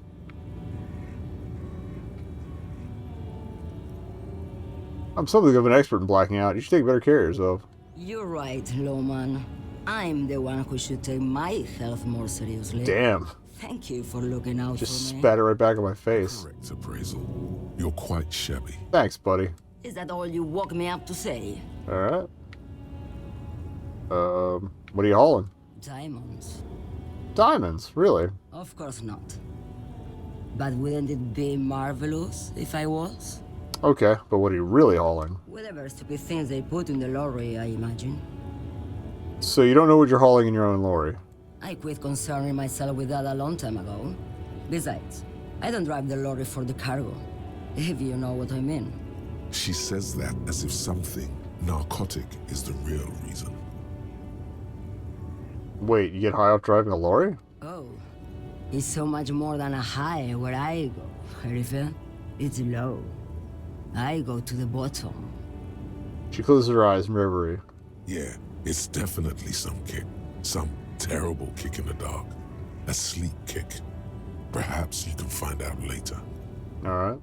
I think you have to learn about the Pale to talk to the Pale driver some more. What if the cargo is contraband? Then it's contraband, Lowman. What? Do you want to take an old woman in? Be my guest. Lock me away like Bad Hand Hermenegildo. Alright. You seem like a woman who knows a thing or two about drugs. What do I need drugs for, Lowman? What I see, what I feel. The great adversary. No drugs can compare. The adversary? Yes. There is a protagonista and an adversario. I am on the side of the adversary. There's no coming back from that hole. I don't like the sound of any of that. Sounds like a horrible drug. The worst one of them all. Where could I get my hands on an experience like that? If you don't know, She flicks her wrist in a gesture of casual dismissal. So what is it that you're hauling exactly? you're man, Lowman. What of it? Jesus. Okay, let me put this another way. Are you smoking drugs through Terminal B? Maybe. Probably not. Makes no difference to me either way. You said earlier that you don't know what cargo you're hauling. Could it be drugs? Just this month, I made half a dozen trips from Saramiriza to Grat on the U41A. What do you think they take from Saramiriza to Grat, Lowman? I don't know. That's why I'm asking you. It's diamonds, Lowman, obviously. Damn this. Make her answer. She's fun. You making fun of me right now? You better start complying. Never make fun of a real Lowman, Sheriff. Ma'am, you're not responsible for what the client puts in your lorry, as long as the seals are not opened. We officers know that. It gives you a stern look. Lay off her. Okay.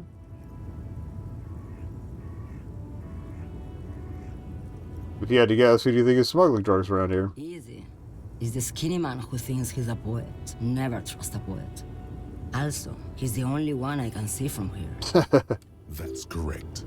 There is no visibility of any of the others. I didn't ask you about diamonds, did I? I don't care about that. Diamonds are good for you, Lowman. You should try them sometime. Make yourself pretty like Eva de Zoras. Okay, if you're not involved with the drug trafficking, then why are you still waiting here? Where do you want me to go? This isn't so bad. I can listen to music, or the seagulls. Look at all the colors and the features of this world. It's a good palate cleanser, this jamboree. Or I can just relax and let my mind carry me back where it will, to the Great Plains. I think we're done here, no? Thank you for now. Yes, go. Enough jamboree. I need to get back to Mesque. Her voice trails off. Okay.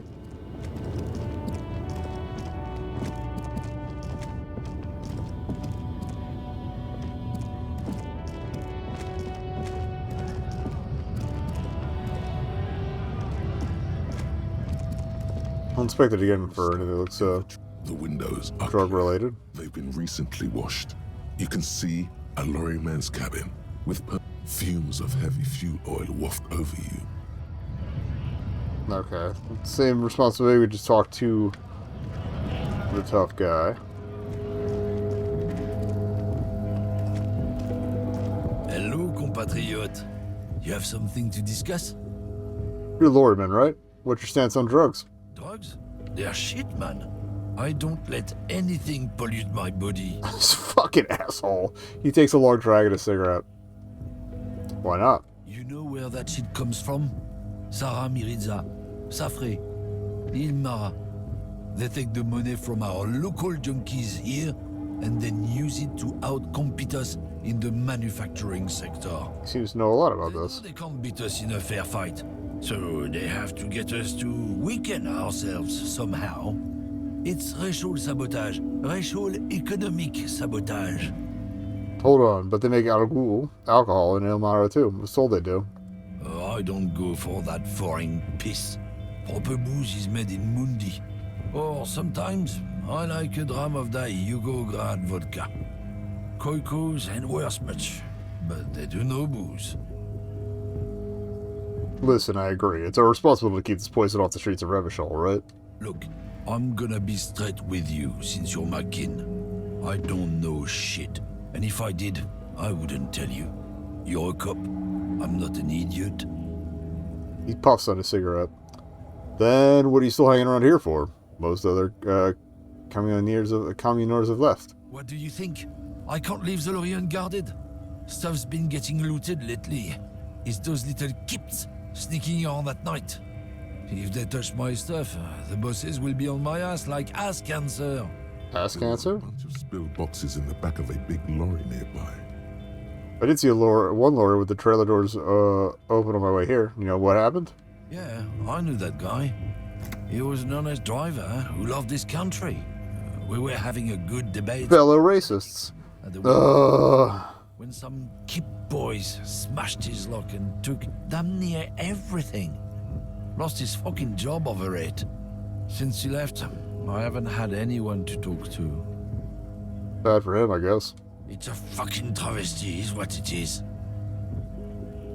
Alright, if it's not you, then who's running drugs through Terminal B? Isn't it obvious? Fucking Sealang, that beady-eyed South Samaran. His little side business is a scam. I wouldn't be surprised if he was peddling drugs as well.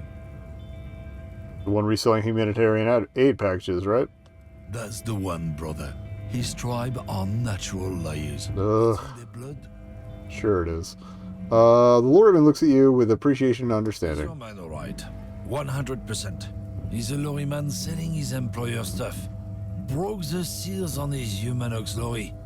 No doubt he's selling drugs too. I wouldn't be so sure about it. Not until we've heard what Sealang himself has to say. Guess we need to pay Sealang a visit then. Guess so. Alright, so...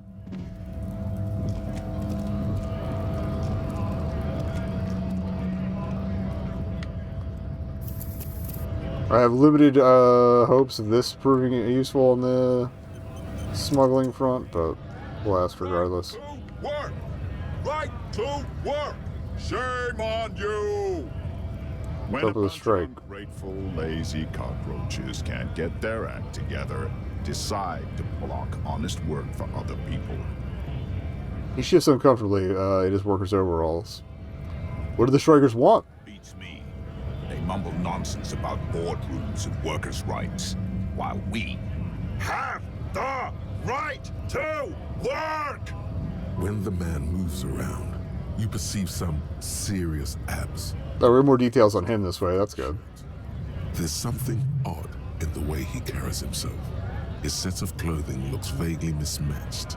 The different pieces of the attire seem ill-fitting. Ill-fitting? What does that mean? His shirt is far too small and an unpleasantly tight fit, while the overalls, held up by a belt, seem to fit a man with much more corpulence. Got new clothes? He ignores your question, choosing instead to turn to the emaciated. See, this guy gets it. As much as he is an asshole, we find out. He knows you don't talk to fucking cops. You've been talking to him for quite a while now. Something is off with this guy. Ask him where he's from. Okay, I gotta ask. Where exactly are you from? What's it to you? Deep-set suspicion drips from every syllable. Routine. Part of the investigation. Am I a suspect? Done no crimes. I only fight for the rights of people. Already got that. I'm interested in your background. We're all workers, right? Workers stick together. Came from the eminent domain, in Jamrock. Backgrounds in odd jobs, heavy lifting, cargo hauling, bouncer work. I know the drill. A monstrous shadow high above the fire traps of the domain. The 881 motorway running over this district of Jamrock. Concrete pillars rise up from the midst of the dilapidated wooden houses. On the horizon, barely visible, the hazy machinery of the harbor. Let's keep that shivers going. The domain is even worse off than in Martinez. The cold air is stiff from the fumes of the motor carriages and lorries roaring overhead. It's a neighborhood that was basically cleared for highway's sake. Battered people mill on the dusty streets with no purpose. Yet amongst them, there is no sight of this man. Nowhere. Bouncer? Where? I frequent a lot of bars. Maybe it's one I know. Worked at Territorial. Ring a bell? Yeah, I think I've been there. Uh-huh. It was a long time ago. That man is quickly losing interest in talking with you. What's it to you? I'm going to follow this back to where we were. No crimes.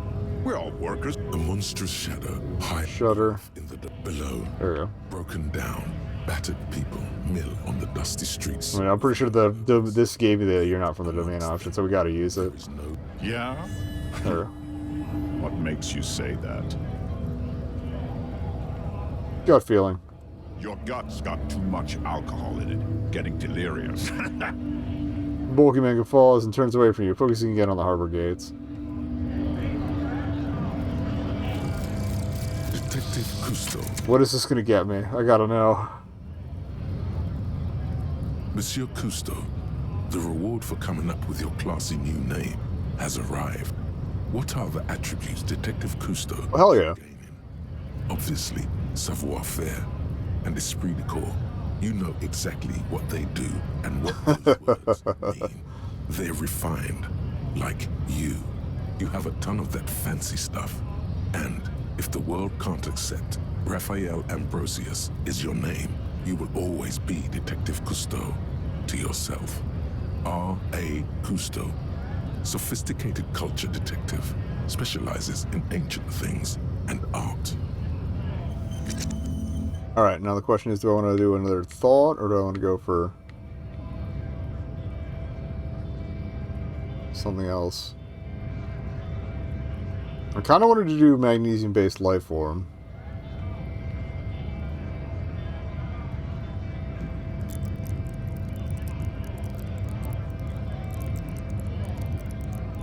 Well, I might want to drop one in composure for insurance. I can't boost conceptualization anyway unless I take more drugs.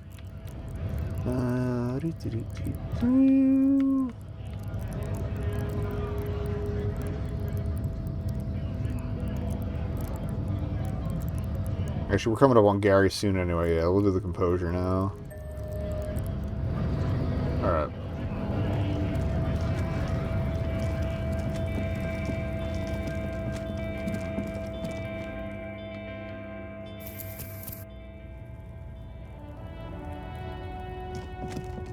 Yeah, reminder that I'm trying to get all the armor pieces this run, because no cop no shitty cop is gonna fucking resist the urge to militarize themselves, so.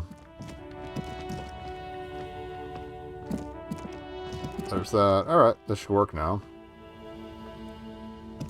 A rusting control panel with you. You grab the handle and pull the lever up. As soon as the metal connects against the contact pins, you hear a loud clunk. Then, the water lock starts moving. Alright.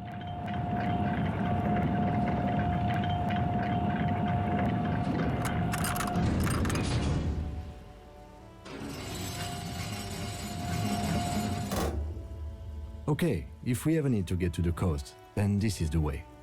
But please, contain your wanderlust for now.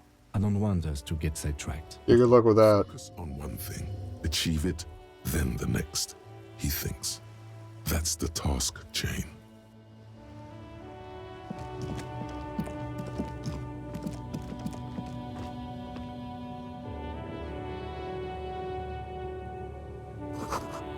Radio relay hums with electricity.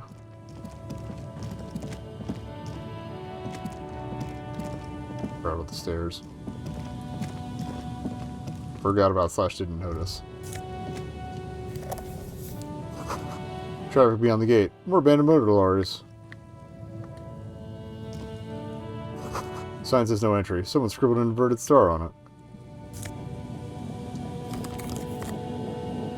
Biker cop Sonny's, you say? It's more cop shit. And honestly, my empathy could use a boost, so... Oh, we can go back to the poet now, too. And we didn't talk to C. Lang. Alright, well, I'm gonna do a quick close search on investigatables here. Breaker box to power the radio pylon above you. Maybe there's something inside?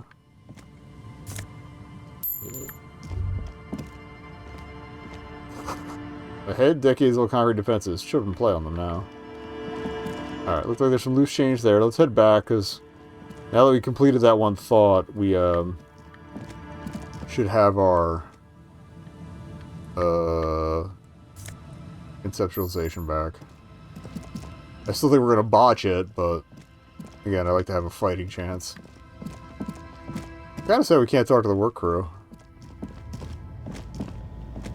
And we still gotta talk to Soleil, but we'll talk to the poet whose name I can't remember first.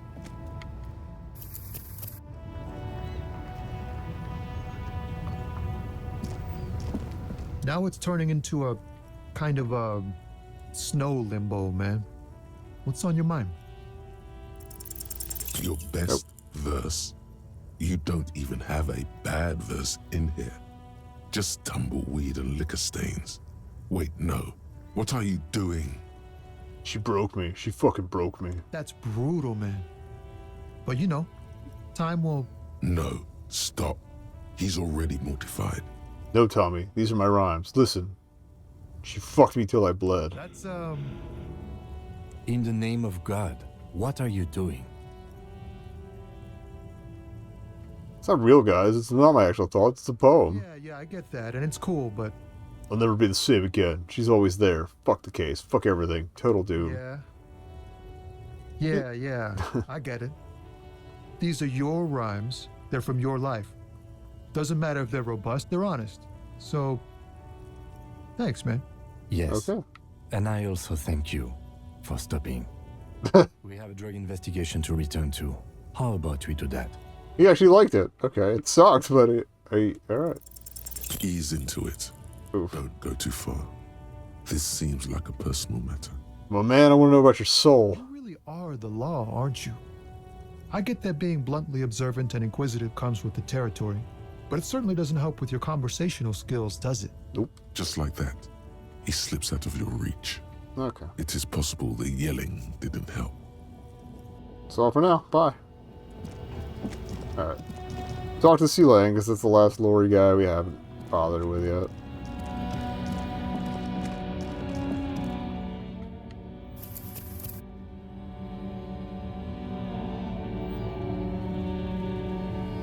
Everything's still cool here, officer. So, Sea Lang, what's your stance on drugs? I don't go in for that, officer. Drugs ruin lives. Unless you're into drugs, of course. In which case, drugs are excellent. I love this guy. Tasty, tasty drugs. I'm super into drugs. That's very cool. A lot of the coolest detectives do. Fucking love Sea Lang. Sadly, I don't have any drugs on sale. Or at my home, or on my person. He smiles. Sir, it appears to be true. No drugs in sight. Not in the box of sunglasses or under the speakers. Alright, yeah, we're looking for a lorry driver who's transporting drugs out of the harbor. He or she is in this traffic jam. Even cooler. You investigating that and all. But, I am not a lorry driver. I'm just a street vendor. I don't know anything about that. But you are a lorryman. Another driver has identified you and your lorry. Who said that? It's the fat racist, right? I bet it's him. He has an agenda against me because I'm an immigrant who works harder than he does. He's a hater. So you admit you're a lorry driver? No, I just said I work harder and he's an asshole. He's right. Realize he stops to think. Out of it. Smart man. Okay, maybe I'm a lorry driver too. A little. But that's not the most important thing about me. That's my day job. This is my dream. So you forgot to tell me? Exactly. It's such a small part of my life. It's in the rear view mirror now. I'm climbing out of that hole with ingenuity. Alright. Sea Lang, my source tells me you're the one transporting drugs for the Union. No! That's insane! It's the fat hater. He's been eyeing me for a week and he sent you here. Maybe he's the one, huh? Have you thought about that? Stop squirming. What do you know about the drug operation at the harbor? I told you. I'm not a dumb guy. I don't get involved with that crowd. And what crowd is that? Ooh. Crowd! You know, the drug crowd? There's more here. He's afraid of this crowd, whoever they are, more than he is of the racist lorry man. Alright. Who are you afraid of, Sea Lang? Look, there's bad people doing bad things here. That's all I know. Please don't get me into this mess. I've spent 15 years working my way up. We're buddies, Sea Lang. Help us out. No one will know it is you. It's a she, okay? The other drivers call her the lady driver. So it is her. Better off staying away from her. The way they talk about her. Oh wait, no. It could be No lady. the one that works for the Hardys. Alright.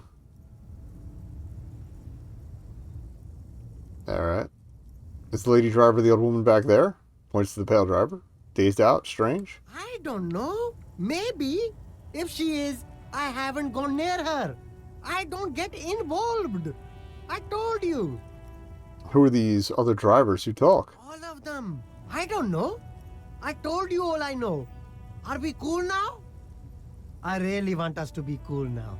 Who exactly is talking about this lady driver of yours? The racist or the other one with the tattoos?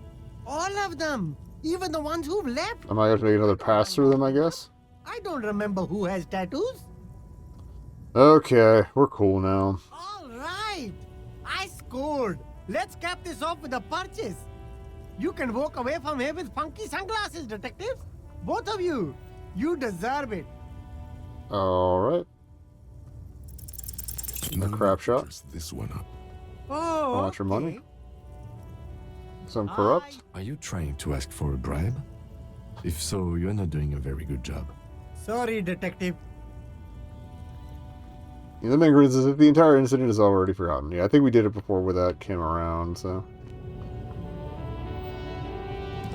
The shine on these sunglasses lasts a lifetime. That was conceptualization. I needed a boost for that. Okay. Guaranteed.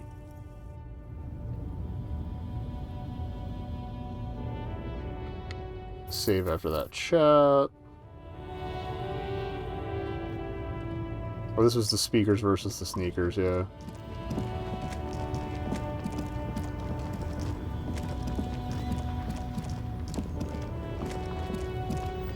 See if we can get anything about the lady drivers. Okay, oh, here we go. Snow limbo, man. What's on your mind? Heard that one of the drivers is a woman, but I don't think she's here. You know this lady driver? I don't want to talk about that.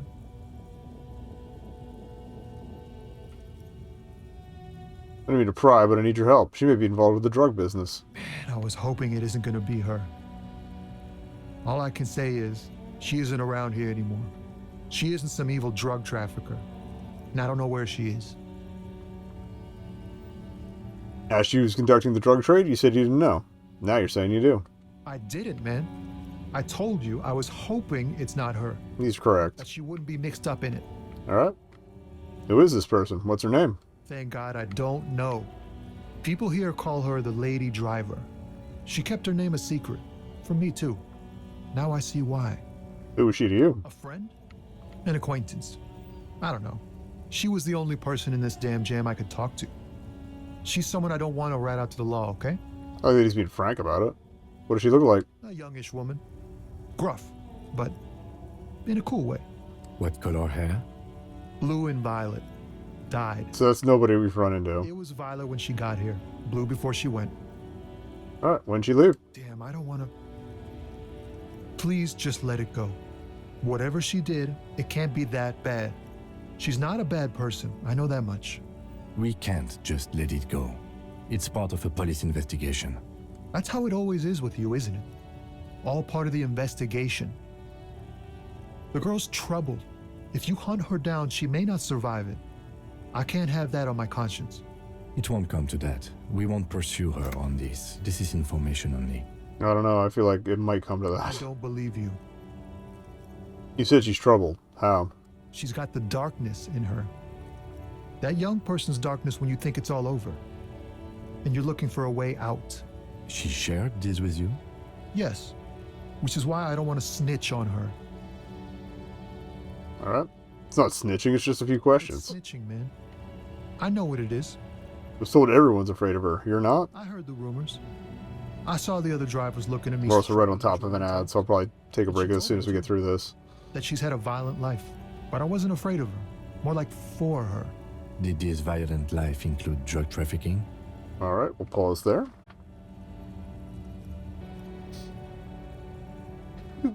Squeeze. Not behaving. Squeeze? It's marginally better. Alright. So yeah, I think the ad might have cut it off, but basically Kim just asked, did this violent life include drug trafficking? Well, it looks like it did now. But we didn't talk about that. We talked about life, you know? She talked about her mind. Hold on, her mind? The way it worked. The trouble it was giving her. The pain it was causing her. When she left, did she leave her lorry behind? Fuck, man. Go grill someone else with these questions, okay? There are plenty of drivers here who couldn't stand her, or were afraid of her. They'd be more than happy to rat her out. He's right. There are other options. The raceman, for one. Push Tommy, and it will break his heart. And his spirit. Don't expect you to be pals. Now is not the time to focus on feelings. You need that info, son. It's right here. The answer is right here. You just need to ask him. Come on, do it.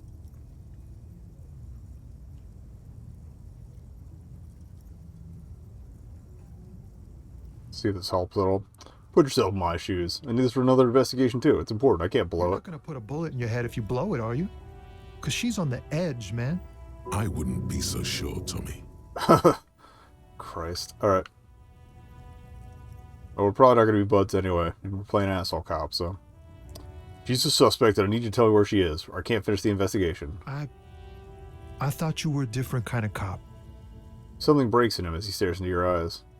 Where is the lady driver? Here.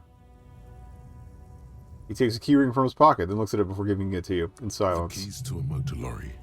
Pretty complex. Oh, so I actually get to check out her lorry. Her lorry's still here. Down past the statue of Philippe. The cabin is green. You can get in there with these. That's all I know. When did she leave? Last Friday. He blinks, his eyes half empty now. And why did you have the keys? She left them to me. Because she trusted me. So I can get it out of the way when the jam breaks loose. Otherwise... He doesn't finish the sentence. The other drivers would have to tow it or break in to get the machines moving. Alright. Anything else? Like where she is now? No. I don't know. Alright. It's gonna be alive, but sorry I had to do this. I bet you are. Damn. One more thing about something else. Nah. I need to think my own thoughts now. Pray forgiveness for my sins. Go check your cabin. I hope it gets you something. Help someone. Damn. I hate this route. I'll see if I can't get any info from the other two, but the keys were different than Prime's thing. Hello, compatriot. You have something to discuss?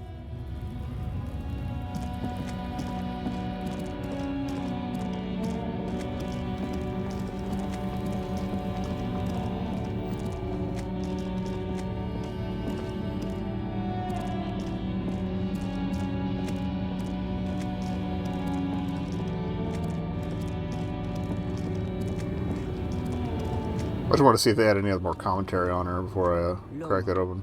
Nope. You called me.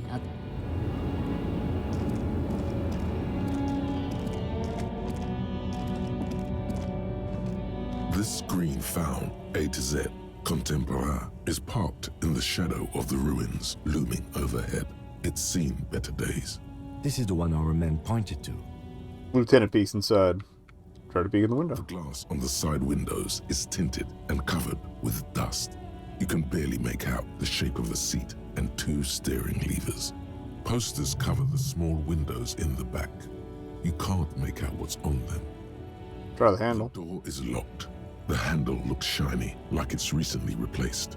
There's no pick in this lock. The owner has put special care into it.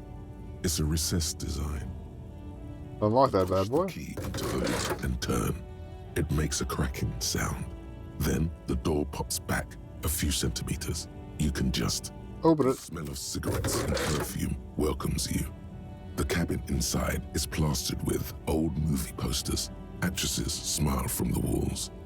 There's a radio transmitter in the front and a toolbox tucked under the driver's seat. Some tools lie scattered near the pedals. There's something odd about the passenger seat. The seating fabric has been pulled tight over the lower side of the seat where the toolbox should be. Alright, well, let's admire the posters. Are movie posters featuring starlets from long-forgotten films from the 20s, the teens, even the 90s of the last century. One of them particularly catches your eye, a centerfold of an ingenue attached right above the I always forget how to spell that properly. There's definitely perfume in the air. It's spicy, with a hint of amberette, wafting through the bitter air of the cabin. Let's get a sniff. The remnants of a sweet juniper-scented perfume, probably Grenade No. 5. The actress is draped in a sheath dress, one of her shoulders bared.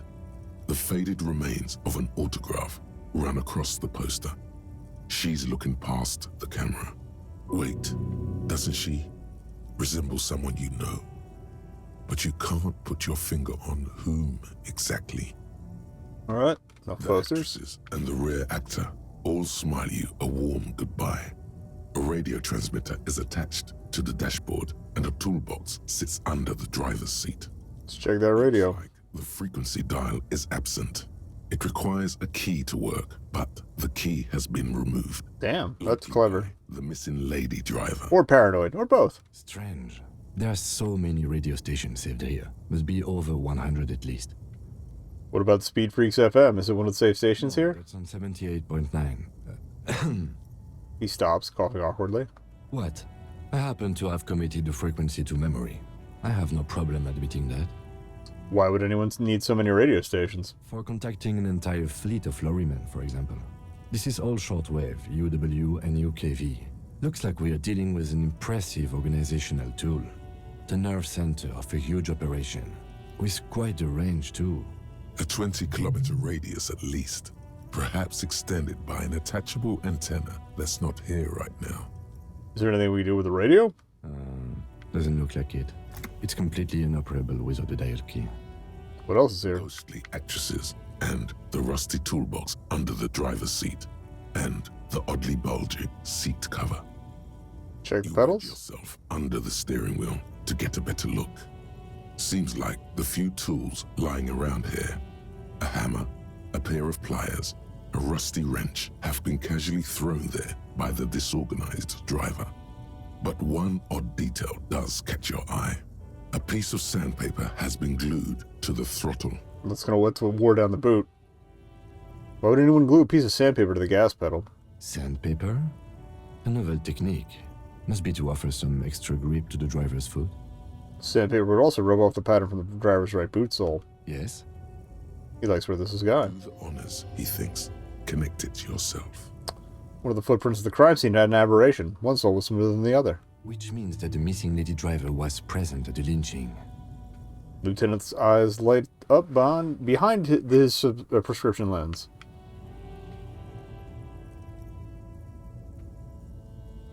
Shitty cop. Women. Yes, well... He quickly disregards your statement as another one of your neurotic outbursts. I've identified one of the footprints, but there are still 7 to go.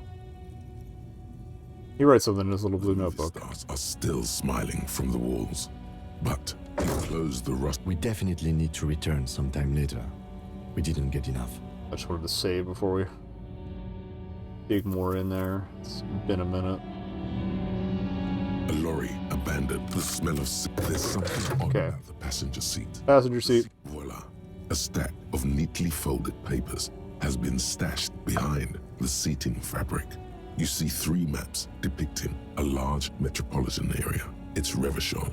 Some of its routes and highways have been outlined with a pen. Bonne prise. Okay. Lieutenant commends you as you shift through the treasure, well worn and folded into neat squares. What's in the topmost map? This large map displays the elevated motorway called 881. The intake leading to Martinez is marked with a blue X. There's another X on the off-ramp at a place called the Old South. Toll booths at the intakes are marked with a circle. It looks like there are scant few ways of getting onto the elevated motorway that runs over Jamrock. And this person knows them all. Huh. There, hundreds of thousands of motor carriages roar on I knew shivers would kick in. high above the mass of brown and red roofs that is Jamrock. The commuters don't even look down. The world ceases to exist outside the windshield. Where does the road lead?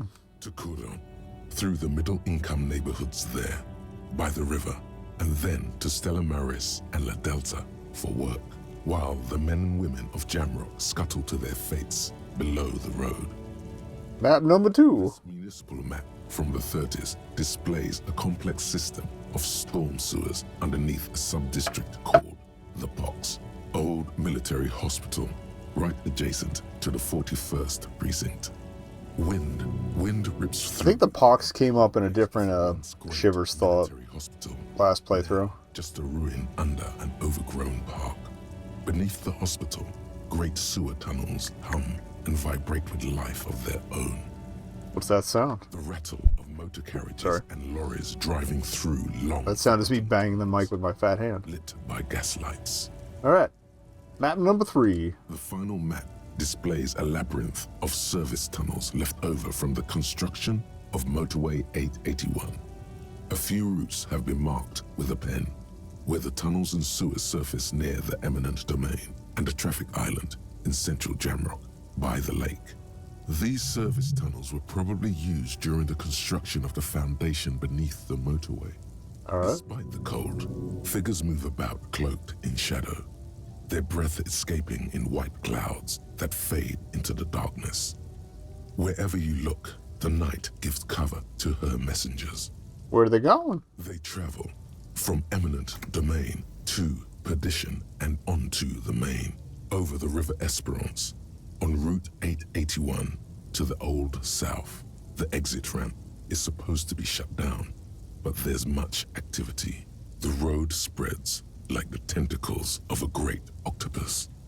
What's the deal with all that? It means that the smugglers are secretly using the motorway to transport their goods and materials. They've infiltrated the East Motor Tract, most likely. The RCM patrols most of these auxiliary roads, though apparently not all of them. Where does this contraband end up? Hard to say. This distribution network looks certainly large, yet still vague enough. It doesn't reveal much about the Besmerti behind it. Besmerti? Oh, that sounds vaguely familiar. The Besmerti is a Revacholian crime syndicate. They see themselves as the inheritors of the 14 Revacholian Indo-tribes, but really they're just violent gangs vying for control on the west side of Revachol. With cool names like La Puta Madre and Aura Masta. It's a dark parody. Alright, who do you think's behind this? It's definitely not the Union. They just do some logistics. This operation has spread everywhere in Jamrock. If it's that widespread, then Madre remains the most likely suspect. Here's bad news. There have been attempts at a serious investigation before, but they haven't ended well for those involved. Especially bad news for cops who may have something in their past they don't even know is there. Alright, I'll tuck those back away. The scene. I'll have forensics go over the lorry and pick these up later. The stack of maps looks just like before, barely noticeable. The movie stars look silently by, and the pull-out toolbox has a rubber handle, worn from years of use. Check the tools. Slides out from the seat. Oh. It's empty, except for a folded newspaper. News check. It's an issue of Petit Ferique from last Wednesday. A piece of paper falls out from its pages. That was before Friday, which was when she left. It looks like an article ripped out from a radio enthusiast. Oh, yeah. Complex mathematical equations explain the basics of something called the Ulan frequency system. These formulas look oddly painful. Maybe Oh, that's good foreshadowing. I like that. But they give you a headache. The Ulan frequency system? I've never heard of that before. I know of FM, AM, UKV, but... His thought trails off. Pull out Put it back. back into its nest. The rest is as it was. Posters, a radio, dust on the windows. You close the rusty old lorry door. Great. I think we got everything. A word, detective? Before we return to Joyce? Hmm? What you got? All right, we're finished here. Let's quickly debrief and go over what we found, so we don't do it in front of the company rep. Seems like something police would do. What do you think of all this, Kim? Honestly, I'm quite worried by what we've seen so far.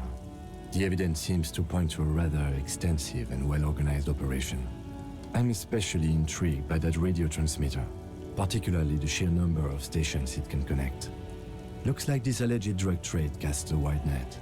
I'm not sure what the Ulan frequencies are all about, but they may hold some significance. Perhaps it's a better way to connect between fleets while avoiding frequency bleed, or maybe it's used to tap into RCM networks. Listening in on your calls between you and your station.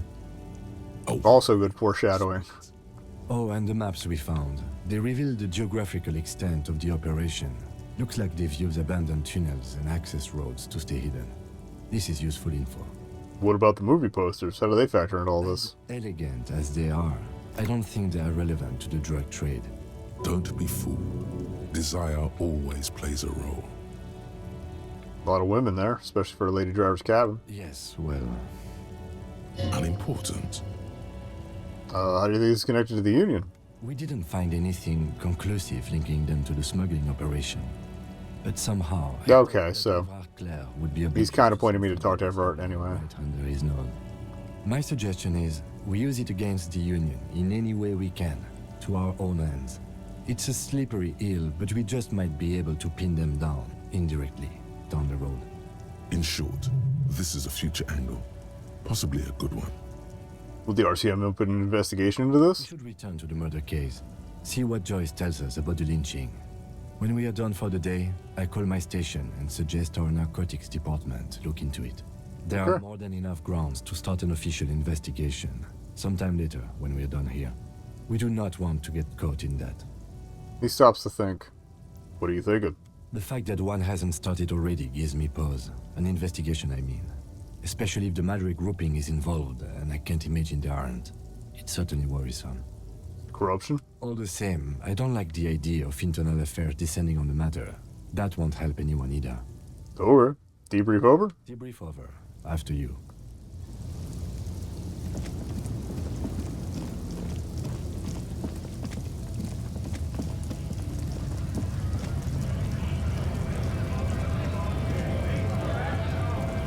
We'll just stop at Frida for a couple of beers.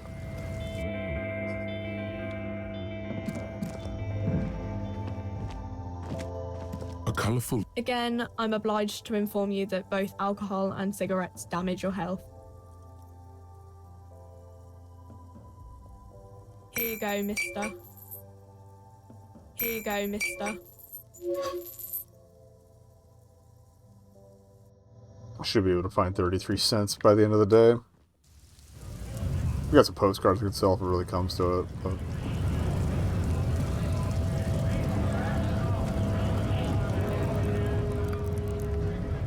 at least some of the listed. I was hoping that would list as separate bottles, but instead it added uses. Okay. They weren't that expensive, so we're going to buy some more.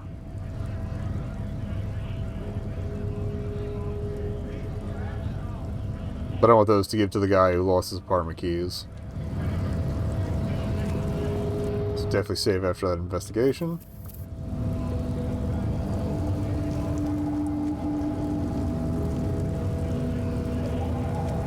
Hola, wandering man. How can I help you? That weasel I visited, turns out he has one hell of a colonial mug collection.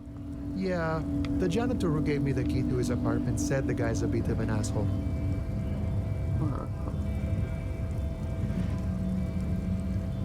Yeah, with such a funny mug collection can't be all that bad. I'm taking the hit on this one. We're due.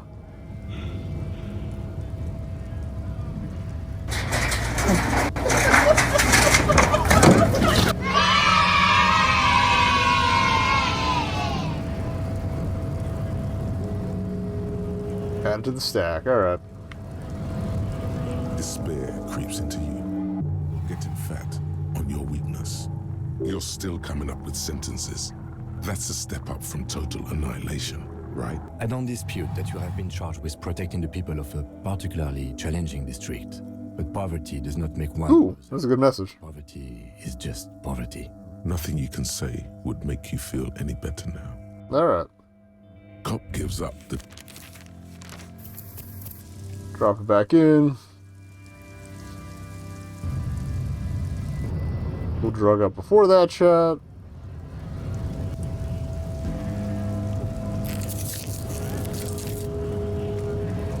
Hola, wandering man. Colonial mug.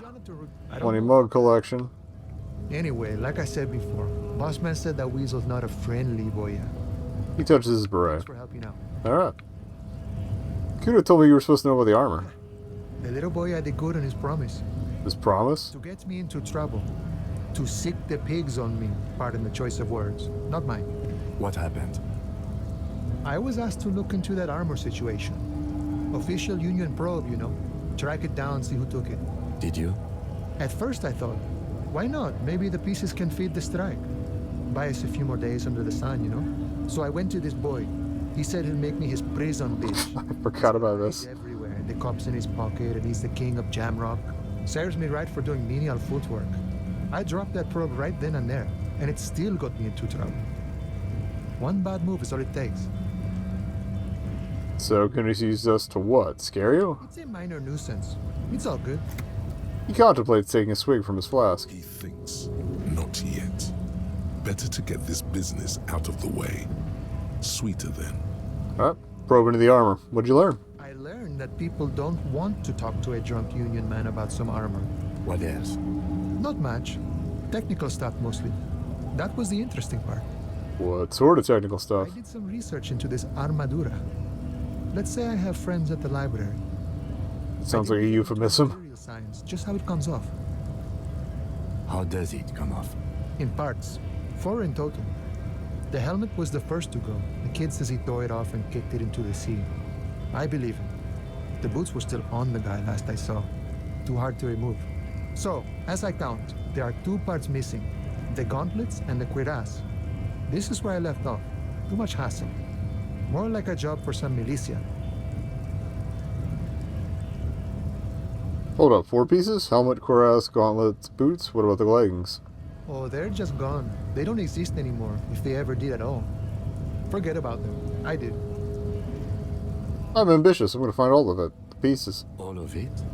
There are junior officers out there, eager to prove themselves. I would leave some for them, and I would leave the boots to processing, but okay. Let's find all of it. And Mesqui's epic then, all across Martinez. I hope it will be He didn't say anything about the corpse going in without boots on it? Especially getting those boots off you. You'd have an easier time wrestling the spurs off a boyadero than that. Alright. Thank you for your cooperation, sir. No problem. If you see that kid, thank him from Call Me Mañana. Thank him for showing me the way. Good dog to you. Got it run. Alright, so we'll check in on Kuno on the way back. Oh wait, I gotta go through the door.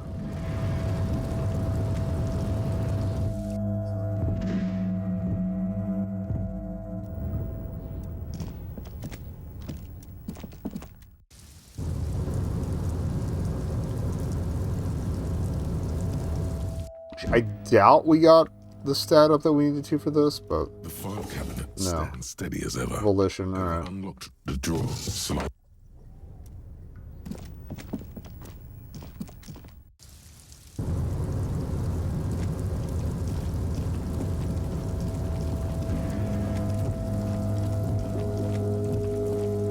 First staircase, right? Oh, actually, we didn't relook at the windows. Or did they just send us in again? This is the night walk. Okay. Yeah, we already did what we could there. Got the photo and everything. Okay.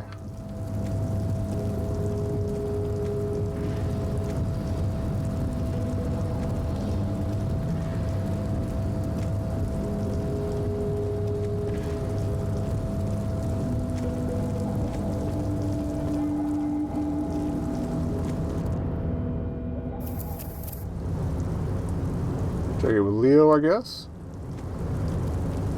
Oh, hey, mister. I'm not gonna bother you with a long greeting, just like we talked about before.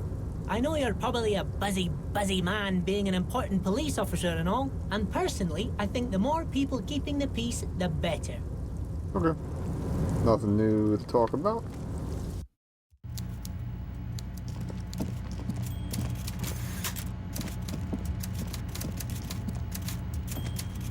Mr. Dubois, a pleasure as always.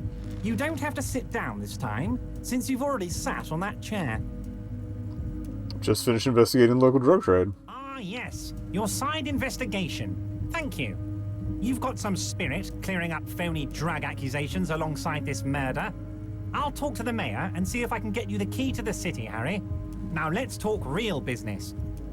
Alright, he seems to not give that much of a shit. Unless Joyce is going to give me some more ammo. Alright. It's worth checking in, I guess.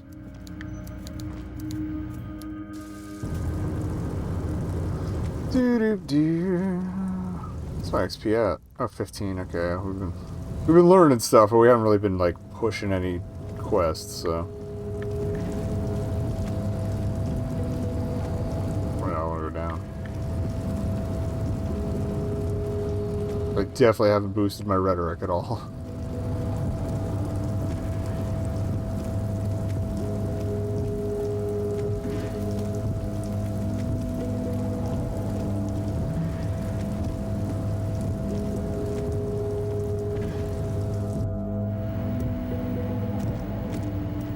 Honestly, I'm kind of not feeling the fingerless gloves right now. I don't know. We'll stop by Kuno's, we'll talk to Joyce. I hate this stairwell so fucking much.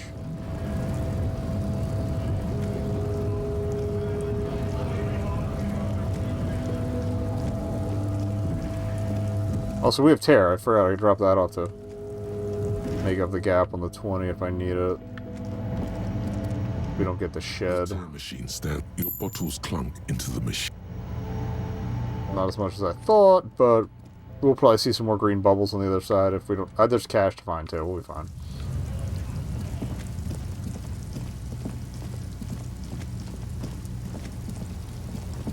All right, Kuno chat, Joyce chat. It might be 10:30, but by the time we get done with those two, I'm probably gonna cap myself around. Kuno doesn't give a fuck about anything. Right. Talk to Manana about the armor. So? He raises his eyebrows, projecting aggressive indifference. Alright. Told me you promised to sick the pigs on him. Yeah, so? Kuno did sick the pigs on him. Kuno's a man of his word. Kuno sent your fat ass running around like jello. Look, pig. Kuno sent you to rough some people up. Kuno played you. That happened. Now you and Kuno should move on. I'll remember this, Kuno. You got fucked. You got fucked, pig. Fucked bad. Of course you're gonna remember this. Now get the fuck out of here, griefing the Kuno. After this shit, you better have something real interesting to say if you want to stay in Kuno's face. Yeah, real interesting. Kuno doesn't fucking care.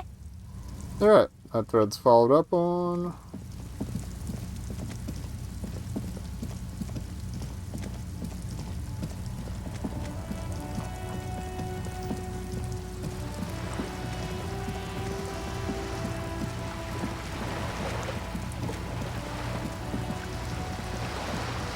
Next up is Joyce chat, and then we'll get some exploring and drop at least a couple bottles with the boys. You're back. Good. What can I help you with? Not an umbrella, I hope. I don't need one myself, you see. She pats her wet raincoat. Around you, rain keeps falling down on the wooden boards she's standing on, and on the water around you. Neither do I. Pat your similarly wet cloak. Rugged. Good choice. Now, I suspect you had questions. Nothing like talking to pass a rainy day. Am I right? I'm going to save first. You're back. Good. What can I help you with? Spoke with the lorryman at the roundabout. Yes, my eyes on the harbour have sent word to that effect. What have you discovered? Wait, where exactly are these eyes located? It doesn't really matter. And I do apologize for the surveillance. It's the big guy, we know. Pines can't afford to be blind at a time like this. In any case, it's a relief to know someone has looked into it. Or it might be their sniper. Will there be an official investigation? I assume you discovered there is an operation. If there is an investigation, it will be part of an ongoing operation, subject to confidentiality. I'm sure you understand. Of course, detectives. In any case, you've held up your end of our arrangement. Hope she's reeling in a bit. Okay. I wouldn't normally break protocol like this, but the situation demands it. If you don't solve this murder, I'm afraid we may have a bloodbath on our hands. That's bad. The words bloodbath sound cold in her mouth. They taste of iron and strawberries. What was that about a bloodbath? Yes. I'm afraid this strike may descend into a small-scale civil war, with possible consequences for all of Rivershoal West.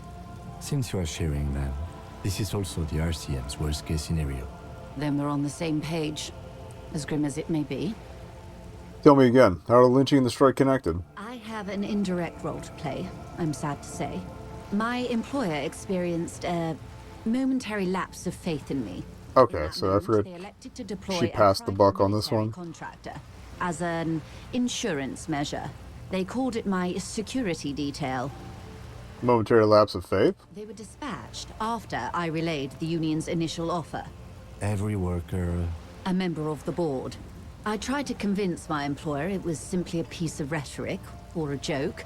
They did not appreciate the humor. Do you need a security detail? Absolutely not. These mercenaries are muscle, pure and simple. They are meant to intimidate the Union into surrendering. Well, that sure worked. Who are they, exactly? Fucking Pinkerton scum. Crenel, an Oranese military company. As far as I know, 3 arrived in Martinez. They report to me sporadically, but they do not answer to me. To be frank, our relationship is deteriorating. Uh-oh. They wear ceramic armor, have semi-automatic weapons, and years of combat experience. They also have trauma and stressor disorder, and no idea how to conduct themselves in an urban civilian environment. Yeah. So, what happened? The story is, one of them, the colonel, I don't know his real name, sexually assaulted a local woman while he was drunk and separated from his unit. This allowed some of the more militant Union members to subdue him. He was taken out behind the whirling in rags and lynched last Sunday night. What happened after that? Nothing. Mr. Clare refuses to let me into the harbor. I have not been able to discuss this matter with anyone there. The remaining 2 Crenel contractors carry out their orders, for now. For now? It's a smokescreen. In secret, they are conducting an independent military tribunal into the lynching. Once this investigation is concluded, executions will follow. And it feels a little extra legal, but okay. What is the nature of this so-called investigation? Whether to execute one, some, or all of the Union militants. It will be all of them. The decision is already made.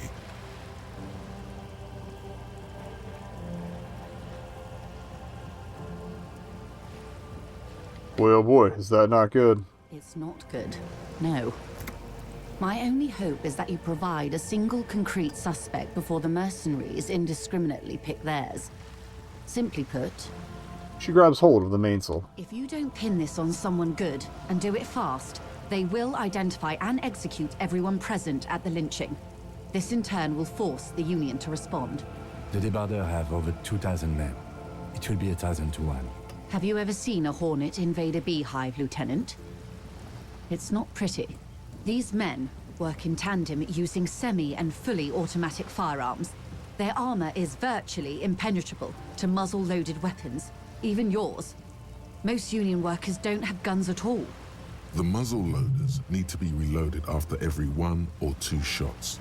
The automatics every 1 or 2 minutes. As I said, a bloodbath. Alright. Isn't this a pretty bleak scenario you're describing? Many bleak scenarios have already come true. Nameless, badgeless detective of the citizens' militia. All we can do is keep the rest from going the same way. That's the point. One single concrete suspect delivered into civil court, and I may be able to defuse this situation. Alright, what can you tell me about Crenel? Not much. Their public resume is relatively good, as far as private military contractors go. I believe they were once called Downwell. Still haven't played that. They boast a long list of clients. Saint-Baptiste, Welchman-Lorenz, Eendracht. What's her friends did say Saint-Baptiste still had an army. All take place in third or fourth world countries. Guarding facilities, escort missions and such. Meaning they're used to operating in war zones. Yes. All the good conflict corridors. Supramundi, Yesut, the Seminese Islands. Countries that don't have a good record reporting atrocious military conduct on their soil. Sounds like maybe the colonel went a little native during the course of his duties. We've been going for a bit, I'm going to feel that, just to keep going. Use that term, detective. What, going native? Yes. Feels like there's a good response here, but you're not coming up with one. Carry on. Okay, anything else you got on him? Sadly, no. Before this happened, I had little interest in them. Now that I do, I don't have the resources. She thinks. If you still have access to the ICP's database, So every time, you could run a better every time, background check than I ever could. do a little hatchet job. Some time though. Do you know a lot about the inner workings of the RCM and the ICP, ma'am? In my line of work, it pays. Oh, we can call that in. That's right. I was prepared to deal with the RCM. I did not think I'd be dealing with a group like Crenell. Could you contact the company? Tell them to call them off? I have. And they will. However, these orders take time to reach what is basically a rogue unit out in the field here. Until they do, it's all on us. You said the deceased assaulted a woman? Or he didn't. This is information passed on to me from some teenagers loitering around the canal. I cannot testify by it. Who did the passing on, then? The remaining contractors. Their tribunal. It's what they believe. What do these teenagers by the canal say? That the man was killed because he assaulted a local woman. I've asked around a bit. Oh, we still haven't checked into the bullet either. The lieutenant consults. My conceptualization's back up, so it might be worth a shot. In concentration. Odd. We haven't heard any reports about an assault in connection with the lynching. Where did it take place? And when? Last Sunday night, at the Whirling in Rags, the hostel by the gates. Supposedly, the colonel was drunk, maybe on narcotics. So you probably ask Gart and Either way, Lena he's too. alleged to have sexually assaulted a woman. Not Lena. Sometime later, Or is it Lena? a group of The old lady. dog got their hands on him. And who is this woman? That's a good question, officer. I don't have the slightest idea. As I said, it's a rumor about a rumor. In any case, it's what the colonel's remaining colleagues believe. This colonel, the one who was hanged, did you know him? If you mean did I see him alive? Yes. But I did not know him. His name was... Lely.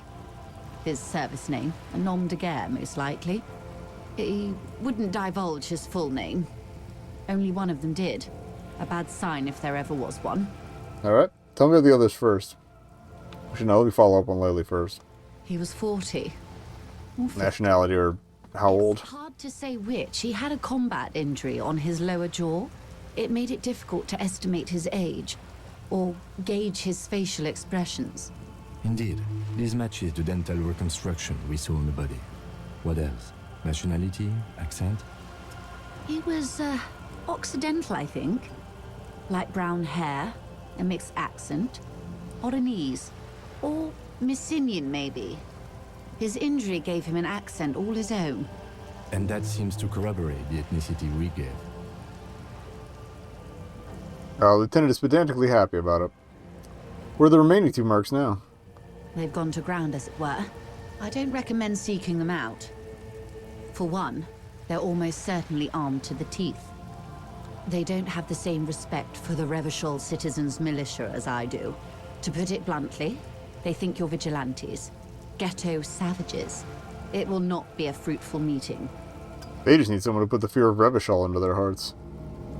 Again, this has been on a while, so... Ceramic armor and automatic weapons, Detective. That is a bad idea. One I won't be a party to.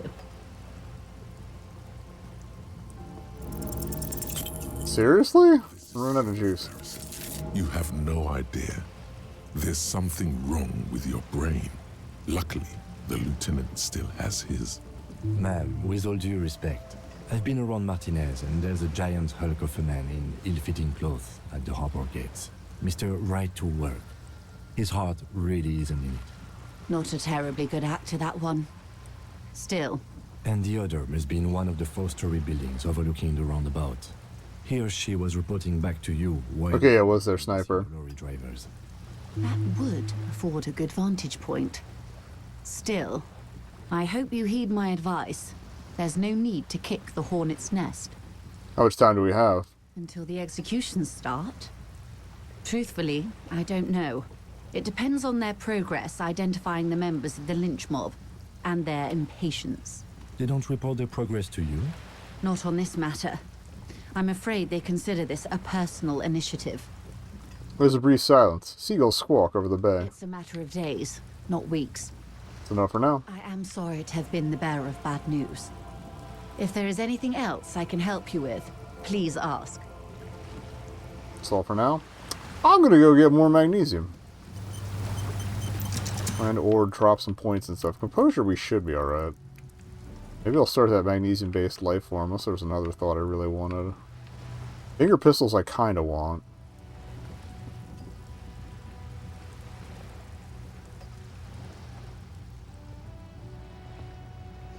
Yeah, we'll do that. So magnesium.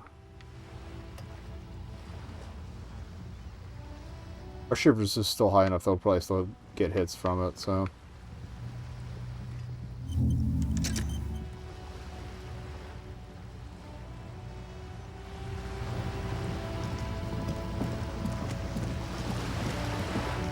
Worst comes to worst, I'll end up ditching one or two of them.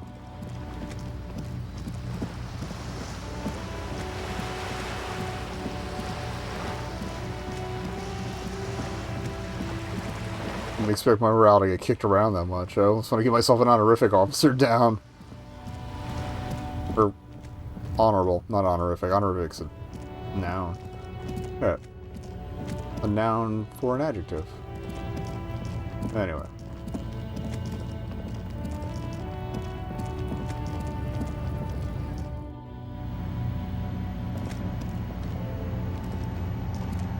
A small cabinet on the wall is filled with various medicine bottles, nasal sprays, and blister packs. They all bear the Saint Baptiste Pharmaceutics logo. Okay, here. I hope Saint Baptiste makes you feel better or something. Alright.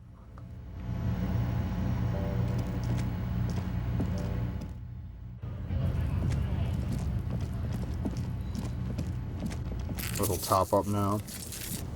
Alright, I think we'll stop it with Gart, and yeah, we'll ask around real quick.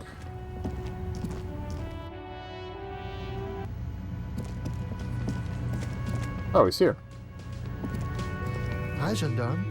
Another rendezvous. Hello. Hello, hello. So what brings you here? What are you doing here? Admiring the atmosphere. What about you, officer? Did you kick some ass and solve the case I'm working on? Here's to you. He raises a glass before taking a sip of his drink, froth grazing his mouth. Tell me again about that muscular type who came to investigate the crime. Oh yes, let's see. He knocked on my door a few days after the lynching. I think he was going through the entire building, asking questions. What'd you tell him? Nothing. That I didn't see anything. And he believed you? Why shouldn't he? Did you tell him about your friend? What friend? Your Sunday friend, the witness. No. I don't think it came up. Ah. What did he look like? Muscular. Handsome. Strong. Like one of those military types. Was he alone? Yes, but he was speaking to someone on his earpiece. Earpiece? Yes, you know those tiny speaker microphones that fancy security guards sometimes wear. What was he saying? Just reporting back whatever I was telling him. Alright. Besides muscular, did he have any other identifying traits? Oh, let me think. He had an accent. He sounded like one of those mercenaries. He sounded vaguely Oranese. No, not vaguely, scratch that. He sounded definitely Oranese. Thank you for the information. Sure. Anything else on your mind? Met your Sunday friend. You did? And how did you like him?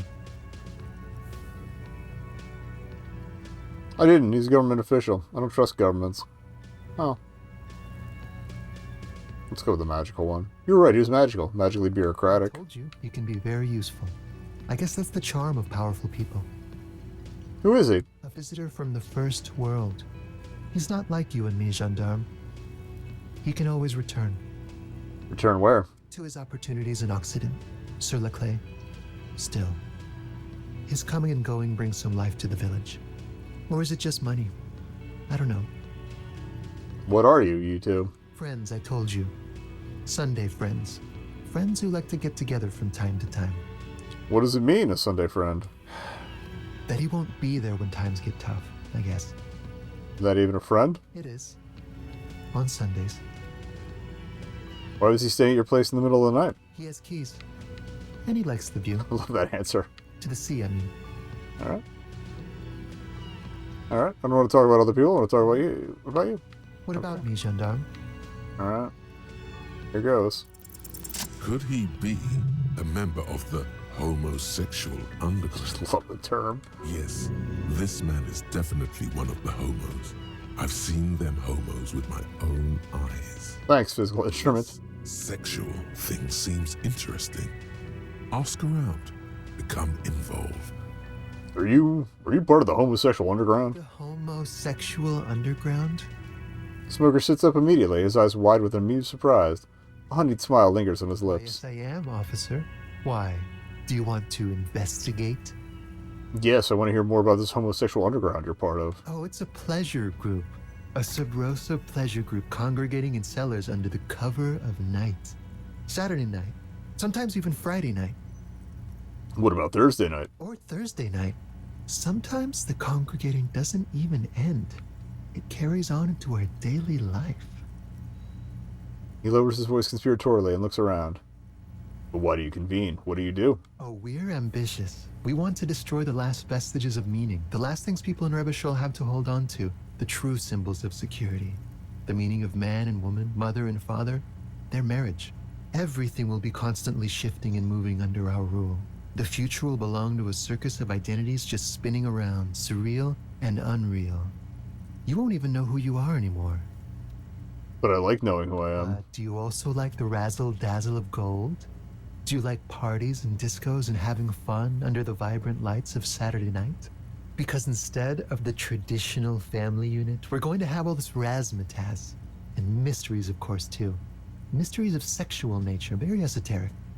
And disco music and drugs. How much fun should be illegal? Ah, but for the better part of history, it has been illegal. But it isn't anymore? No. He studies you from across the table. What if I can't remember whether I'm in or not? What if I can't remember anything about my life aside from the fact that I like disco? Beautiful. Beautiful. That's exactly what we're looking for. Who knows, maybe you were homosexual in the past. Maybe all of that has been repressed. He circles his hands around you. I have to say that you do look like someone who might be part of the underground. You have that very distinctive, I can't understand what's going on here look. This is going to be like a 20-hour mind project for me. 20 hours at least. Absolutely wonderful. Okay. Bye-bye, gendarme. Probably not going to follow up on that for this Harry, because he's a piece of shit. But ad time. We'll talk to Len and Gart after that. I got to decide when I'm going to actually wrap for the night, because again, I need to get some sleep. All right. BRB. All right. I think we'll shoot for like another half hour since I just ran that ad. Half an hour to 40. We'll scrounge on the other side of the bridge, but I'm probably not going to talk to anyone really until tomorrow. Oh, hello. If I can avoid it. There you are again. Okay, I don't want to do the memory thing. I'm trying to keep up a front. Can I help you? Nope. So another thing of the Warline? Another thing. Great. I Nope. love... Yes? Okay, so they don't have any other commentary. Oh, we haven't talked to these two yet.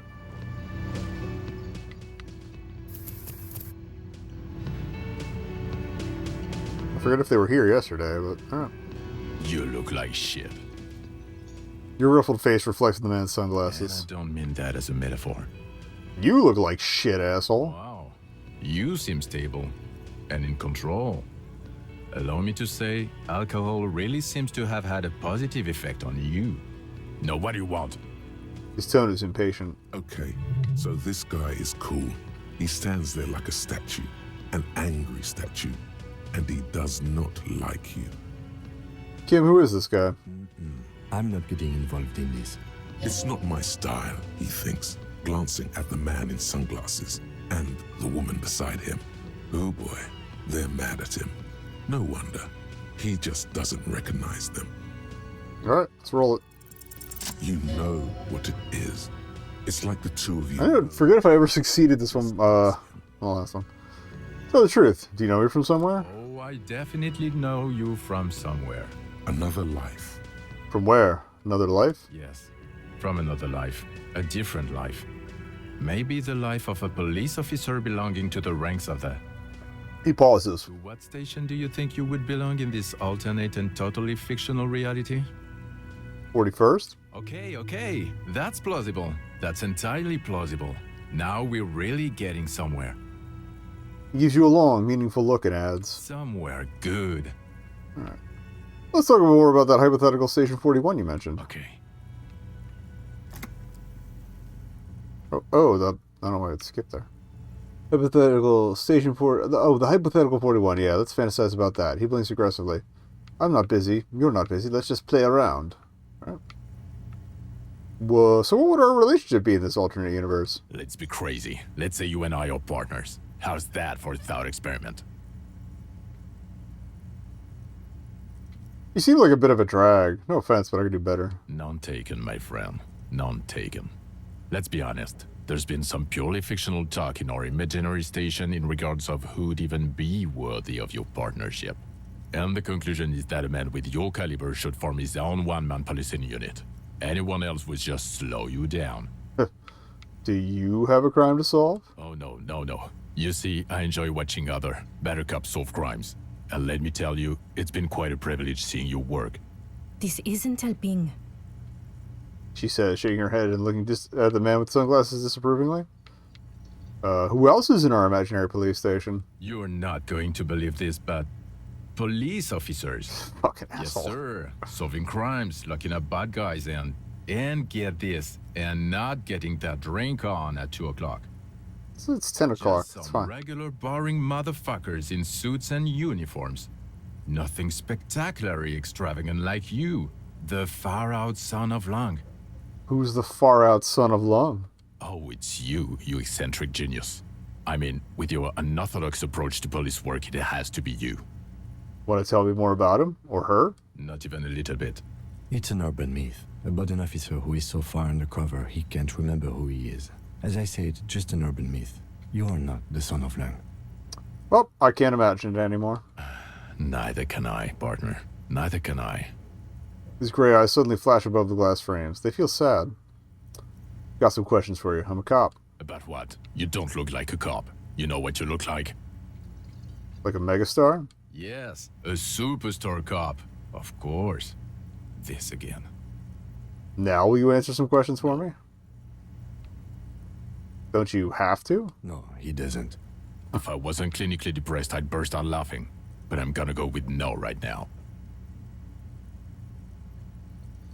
You don't want to answer questions, maybe you want to hear me say things? Actually, I don't want to hear you say things. Come on, Jean. Okay, say things. I want to hear you say things. Hear that? He wants you to say things. Say one. Suddenly, out of nowhere, case-related things start popping up in your head. Okay. This investigation turns out he was shot and You hanged. think he was hanged as a cover-up?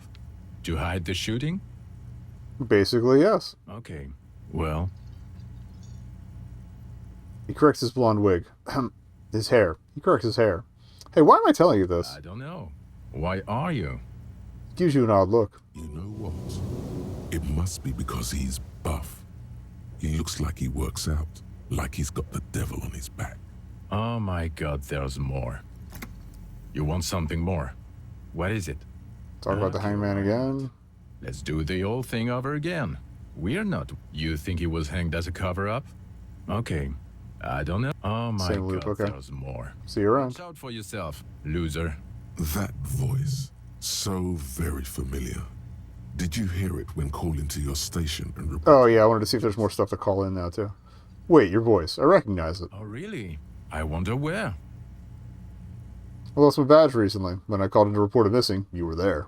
That's the where you remember me from?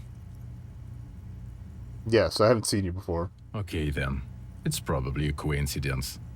People sound alike. Goodbye.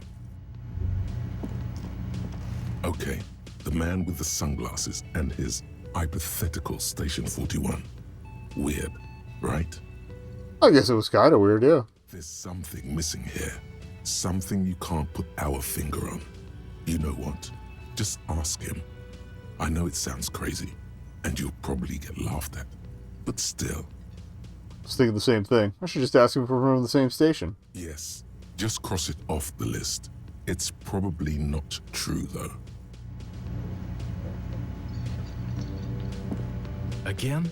I can't believe this shit. Look, I just have to ask. Are we from the same police station? I'm going to say no. Just to see what you'll say to that. What'd you say? Okay. Okay. Jean, he said okay. Give it a rest. Okay. I was clearly wrong. He is a firefighter, male nurse. Jesus Christ. Agent. Something of that kind. Not a cop. Go on with your cop work. Don't let me stop you again. Okay then, see you around. The woman in an RCM patrol officer's uniform winces as she notices you. I would really prefer not to talk to you right now. A patrol officer is the lowest rank in the RCM, below lieutenant and sergeant. Hold on, you're a patrol officer of the RCM? Yes, I am. I'm a cop too. I know. Here's the real deal. I don't know how sarcastic that was supposed to sound. What a murder investigation. Are you the cavalry? I'm definitely not the cavalry. Alright, is everything alright? Why did you want to talk to me? I don't know. I mean, why would I want to talk to you? I'm a deeply flawed individual, but I bring joy to the world. Do you now? She asks, narrowing her eyes. After a moment, she shakes her head. Okay, fine. Let's talk. What did you want? So, what precinct are you from? What precinct? She just sighs. From? God, he doesn't know. Fucking deranged lunatic. The sunglass-wearing man pushes through his teeth. Are you with him? Points to the man with Of sunglasses. course I'm with him. Why do you ask? He's an asshole. You're an asshole.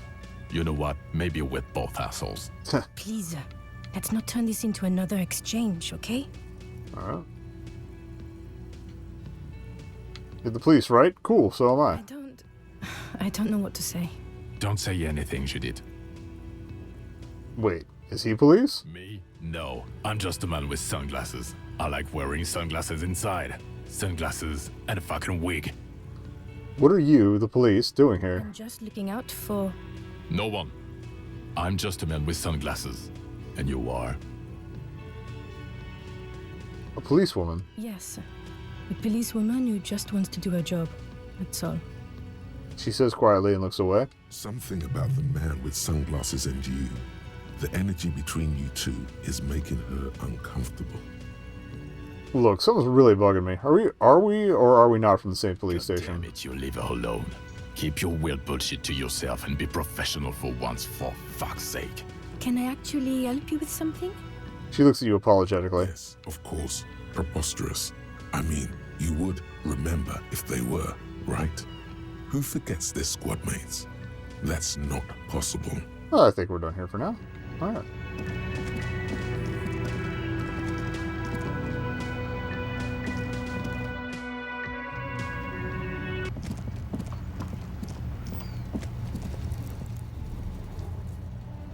I'll check. Okay, we're almost done on magnesium too. Yeah, so like I said, we're going to scrounge the other side.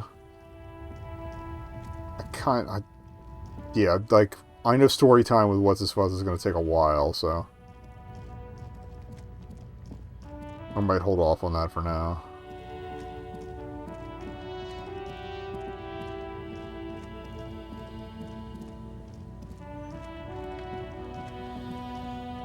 Scrounge in there. Plus we'll get some nickels and pennies for checking all these. Someone has it working on the fence and the barbed wire.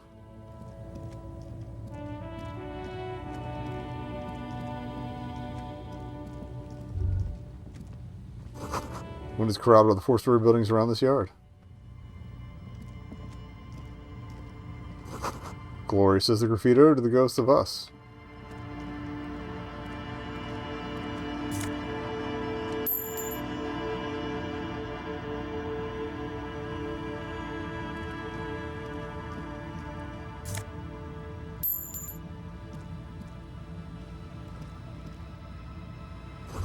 Swing is missing. No one's been here for a long time. Rust peels off the bent iron posts of the swing. The wind whistles through the skeleton of the small house behind you. There's desolation everywhere. What happened here? In this yard?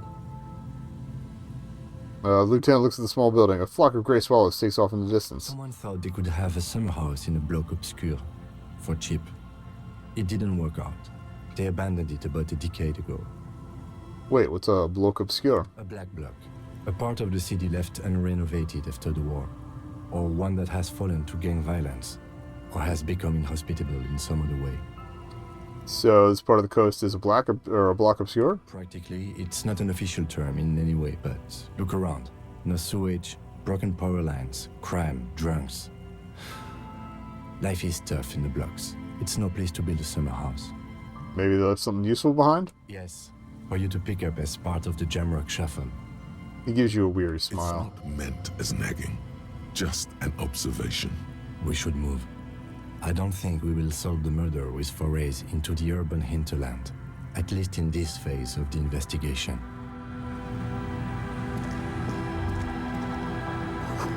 Birds in the birch tree. Barely audible cuckoos come from above. Someone's left their music collection beneath the tarpaulin.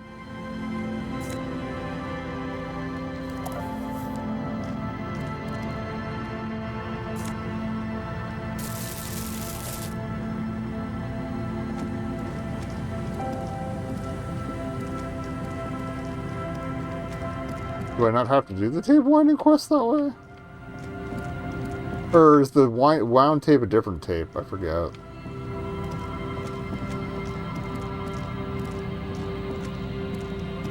I also want to avoid doing the car quest right now. Freaking ahead. Broken axle grinding.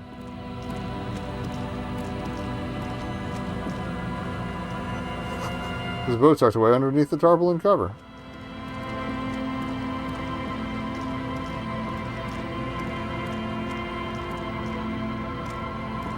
Gotta get around there the other way. Played myself. I've been debating, like, since we never did the date with Lillian, on my first run, just because I did not like our boy's motivations for it. The whole deal was like, she needs to have a date with a real drunk or whatever, and it was like, well, that's kind of fucked up. So I didn't do it. And I kind of want to run it twice, both shitty cop mode and earnest answers. Cold breeze is enough to make the wall planks creak. Postcard. No, not. Dark red chair in the dim light of the room. Nothing else. Okay.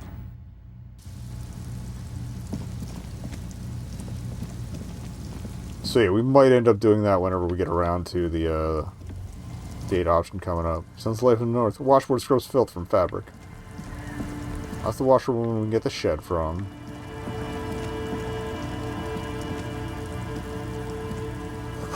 Bushes are too thick and thorny to pass through. Cinder blocks charred. Makeshift fire pit with magazines for lighting.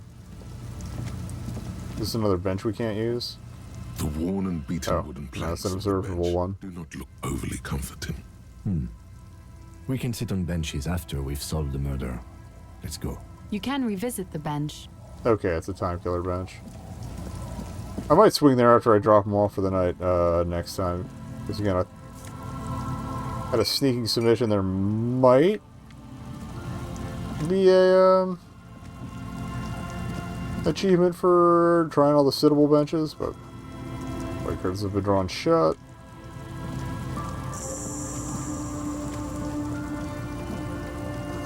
Wedding stone, well worn and covered in rust.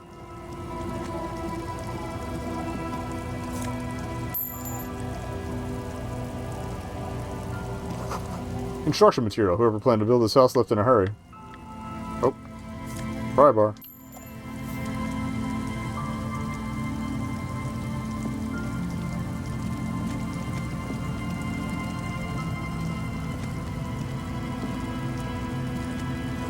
Street sign is illegible below the graffito.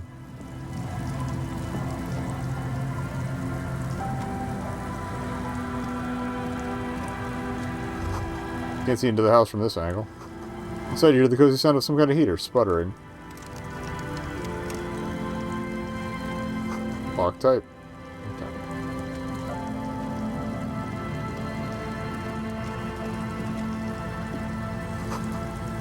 Underside of the boat has recently been tarred.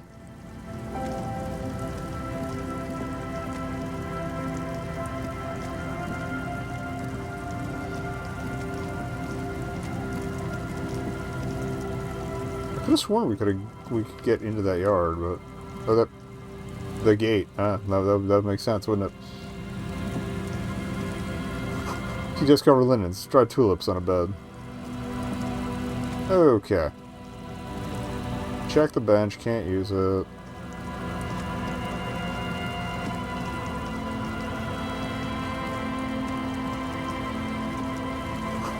Hard to see the details. The colors, all warm and welcoming, are cozy though.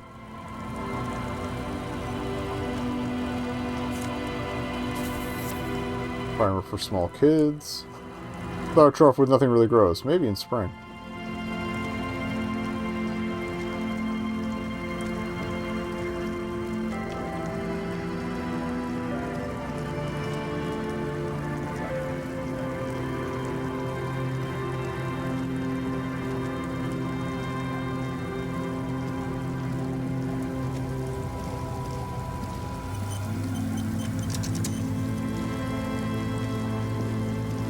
I don't really say it a sweet time, but I kind of like the dramatic effect. It, but looking back at you from the rust-colored water, you. Even after everything. Rust-eaten letters read, Mazoot. Let that bunker oil fuel. Should come back here when it snows. Strange feeling. Passes quickly. Rear tire of motor carriage adorns these reeds. Alright. We also never used the quick travel last time either. Big drum pulse. Music is coming from somewhere on the ice. Alright, so we're not going to approach the tent. School fish huddle around the fence post, then scatter into the dark. Full of holes. Could the post hide treasure? Look inside. I think one did.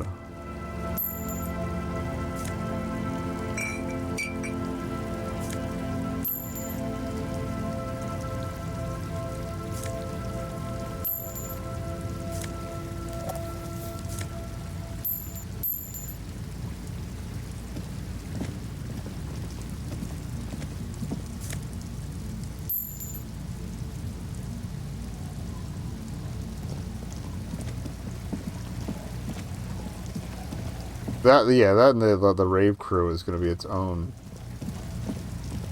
huge endeavor.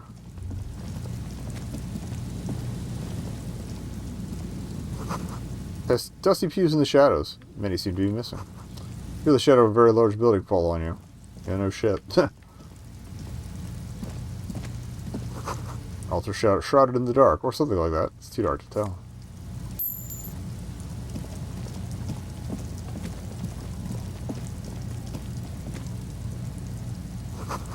So I read Psalm Rune 1147. I think that's the payphone. Dead phone, smash through. Oh, the other one's the payphone. That's gonna be another fun adventure. Just to reinforce the being a piece of shit angle, it's gonna be incredibly depressing. Fuse are splintered. Bridge can collapse on its own. Artillery broke it.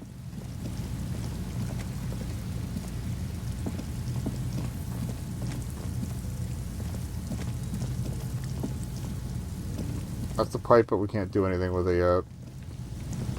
We have to go around the back to get into the boxes and stuff.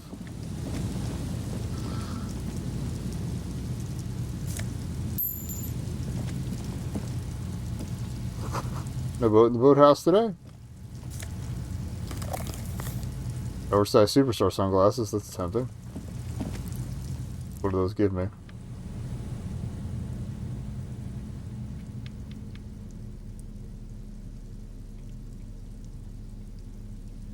Lower visual calculus. I think savoir-faire we only really need for the dancing thing.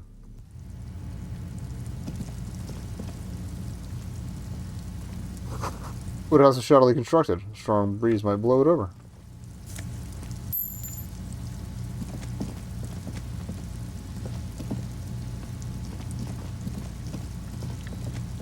Yeah, we'll do the reconstruction stuff too. Alright, ancient paint is peeling off the roof of the shaded bench covered in rust. Old ticket taker booth, no longer in operation.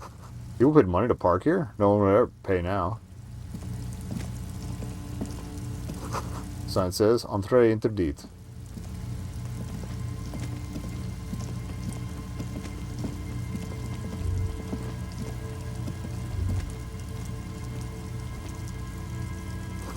Words crack dangerously as you run. Be careful here. I won't.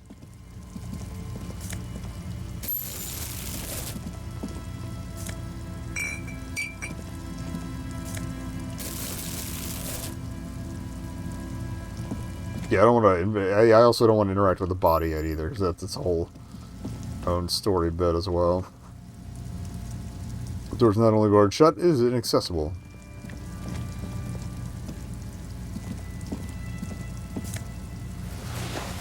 Oh, we got the people.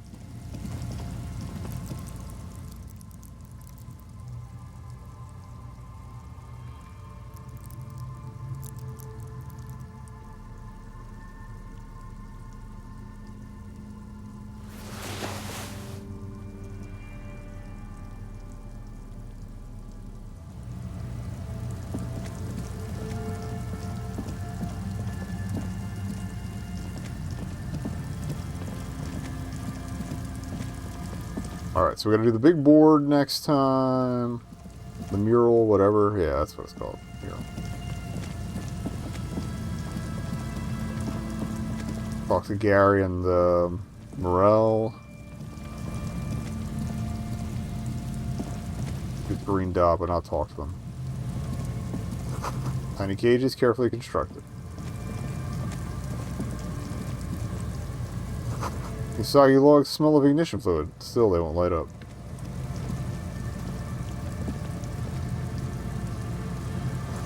Buoy bobs in the water. Number on it says 11. Oh, I guess we can't investigate it until after we find out there was stuff attached to it. These heavy military blockades are riddled with bullet holes. It's almost impossible to get a fire going this near to the ocean.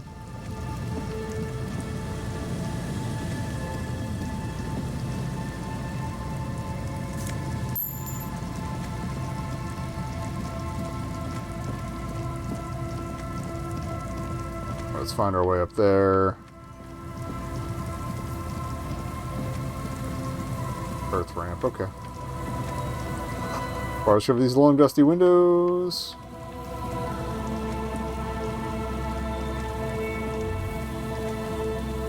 The remaining windows rattle from a strong gust of wind. They're covered in a thick layer of grime. They must have been like this for 40 years. Let's take a peek. Dripping water falls from a high place. All you can see is the shadow of a collapsing staircase. Lieutenant, can you make out what's inside? No. I won't even try. You know, I had a partner once. They called him Eyes, because he had to show me things. It's that bad. Can you still shoot, though? Well enough, actually. It's odd how that works. I'm no sharpshooter, but I passed my shooting courses 7 out of 10. Cool. His hands lead the way when it comes to that. And his shoulders. It's reflex. That's why you go to the range and drill. How many fucking problems could we have made a lot easier if people just went to the fucking range and drilled?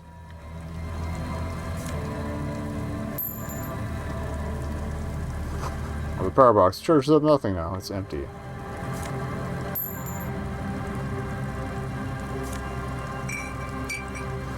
Fence blocks the path. No way on from here.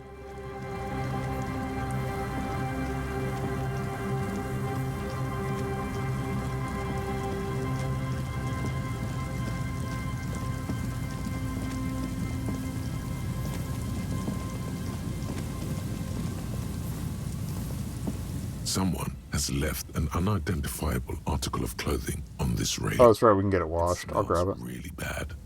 The cloth, touch it. if you can still call it that, makes a soft crunching sound as you thrust your finger into it. Just poking it. Take a closer look. Streaked with dried seagull shit and tangled with pieces of seaweed.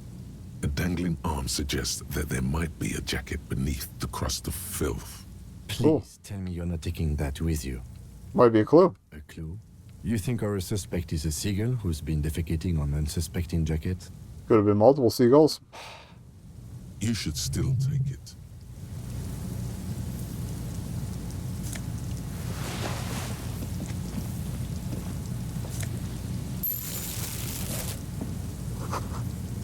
Makes your truth. Bears have tried to make this boardwalk habitable.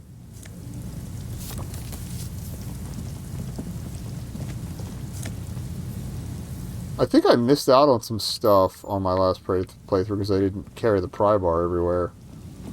Now they're making this big sweep, that should probably not be as much of an issue. Big wine canister. It's open and empty. Gonna take it as tear. The smell. It's awful and familiar. Hold on, that is awful. Cover your nose. It doesn't help. You can still smell it. Keep it in now. Don't overreact. Breathe.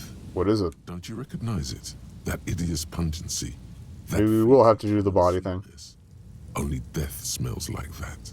Something cold wakes in the pit of your stomach. Fear. It's up, Lieutenant. Something's not right here. The lieutenant has already brought a handkerchief to his nose. Floorboards look rotten and weak. Moonshine probably. Smells like tasty fermentation. Okay, yeah, we'll come back to that. To actually investigate it. I might kick off next week with that. Just with that way we just scoot right through. Coin operating weighing machine. Hasn't been used for a decade. Vagrants have recently painted the tarp red. Water drips from it. Vega Vita's prescription lenses.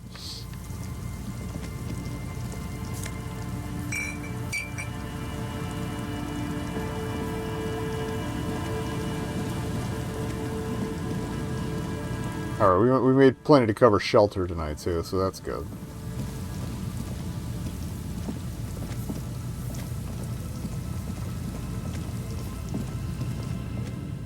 I'm gonna save and see if it'll let me sneak past that without investigating the body directly.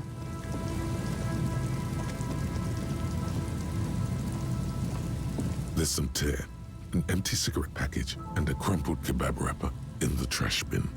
2 empty bottles of Tallulah vodka and a can of black potent porter is all you find. No, there's more in there. Livis strawberry liquor, plus some Pilsner bottles too. Better not pick them up. They seem unhygienic. A tragedy. The lieutenant looks in the can, eyes watering from the smell. Then the cigarette package. Was a heavy smoker. The brand name reads Red Astra. Now, this makes partying look bad. Still, don't let it sway you. You're responsible. See on the kebab wrapper. Of mayonnaise and ketchup on it. We got some clues ahead of time, I guess. Tomato wedge. The wrapper reads Shish Kebab Revachol. It's hard to concentrate in the smell. The sea air brings some relief. Okay.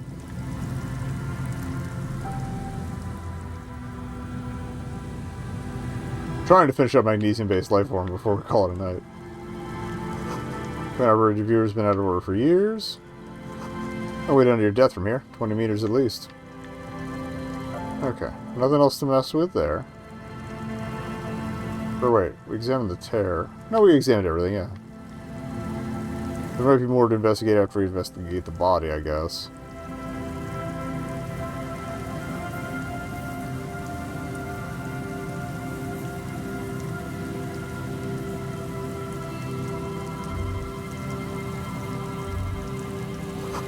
Can you imagine why? Calls become terrible sometimes. I think you're supposed to get that after you check out the phone. Someone must have worked hard to smash the plastic dome. Oh, okay, yeah, that makes sense. A little payphone under a yellow plastic dome. You could use it to call someone, unless you're out of change. Definitely doing that next session. It's gonna be ghoulish. Alright, that was the broken one. I think we've picked over things pretty thoroughly then.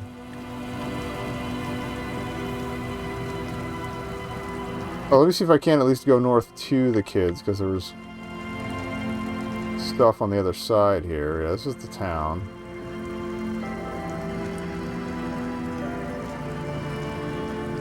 Yeah, we still gotta check the docks and stuff.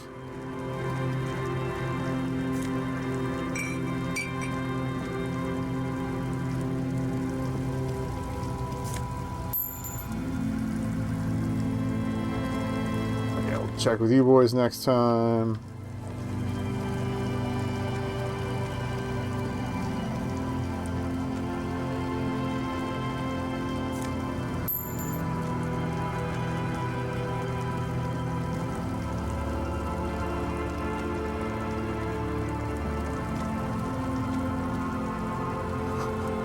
What are these doing in the fish? Free boots. Boat is floating freely in the water, unmoored. Planks creak beneath their weight.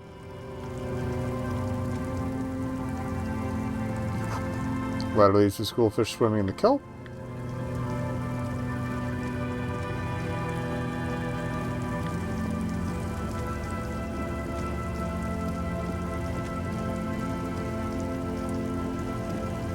Better not check this canister. Interciliary trousers.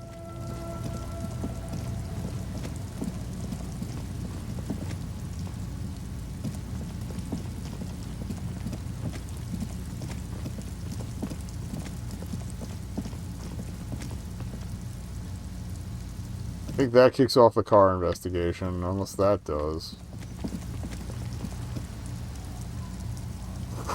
Bottle drink of all its booze, frozen to the ice. It's just off the coast, crackles, shifting. Footprints in the snow, they lead away from the accident. Oh, that's right, you meditate on the swings after you work out the car stuff.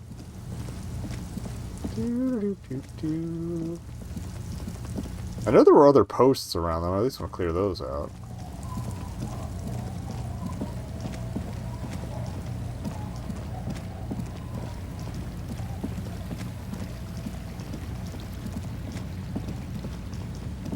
Oh, and there's the door. We could do the door. I think that's further along the north end, though. Only be lowered from the other side. Okay. How did we get around it? Maybe it's up and around the back of the church? I think so. Yeah. You walk under that. Okay. Okay.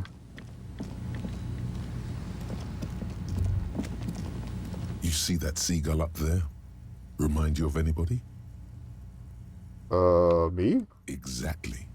Why am I like a seagull? Think about the seagull's story. It's one of endurance and adaptation. Oh, that's right. There's the book about figuring out what kind of bird you are. They were birds of that paradise. Then their paradise became Shit City. And what did they do? They became urban survivors, eating burgers out of trash cans, killing and eating pigeons. No time for that sentimental bullshit. They're hustlers, getting shit done. They're one pair of track pants away from gangsters, just like you. Fucking right. Whatever it takes to survive. I am the seagull. Steal hot dogs, shit in the sand, whatever it takes to keep going.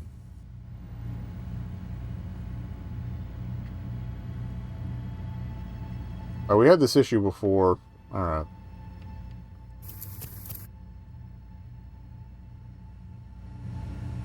I might have to restart entirely, but... Oh, wait. There we go. Hit the camera zoom. It fixes it. Okay. Cool. Problem solved.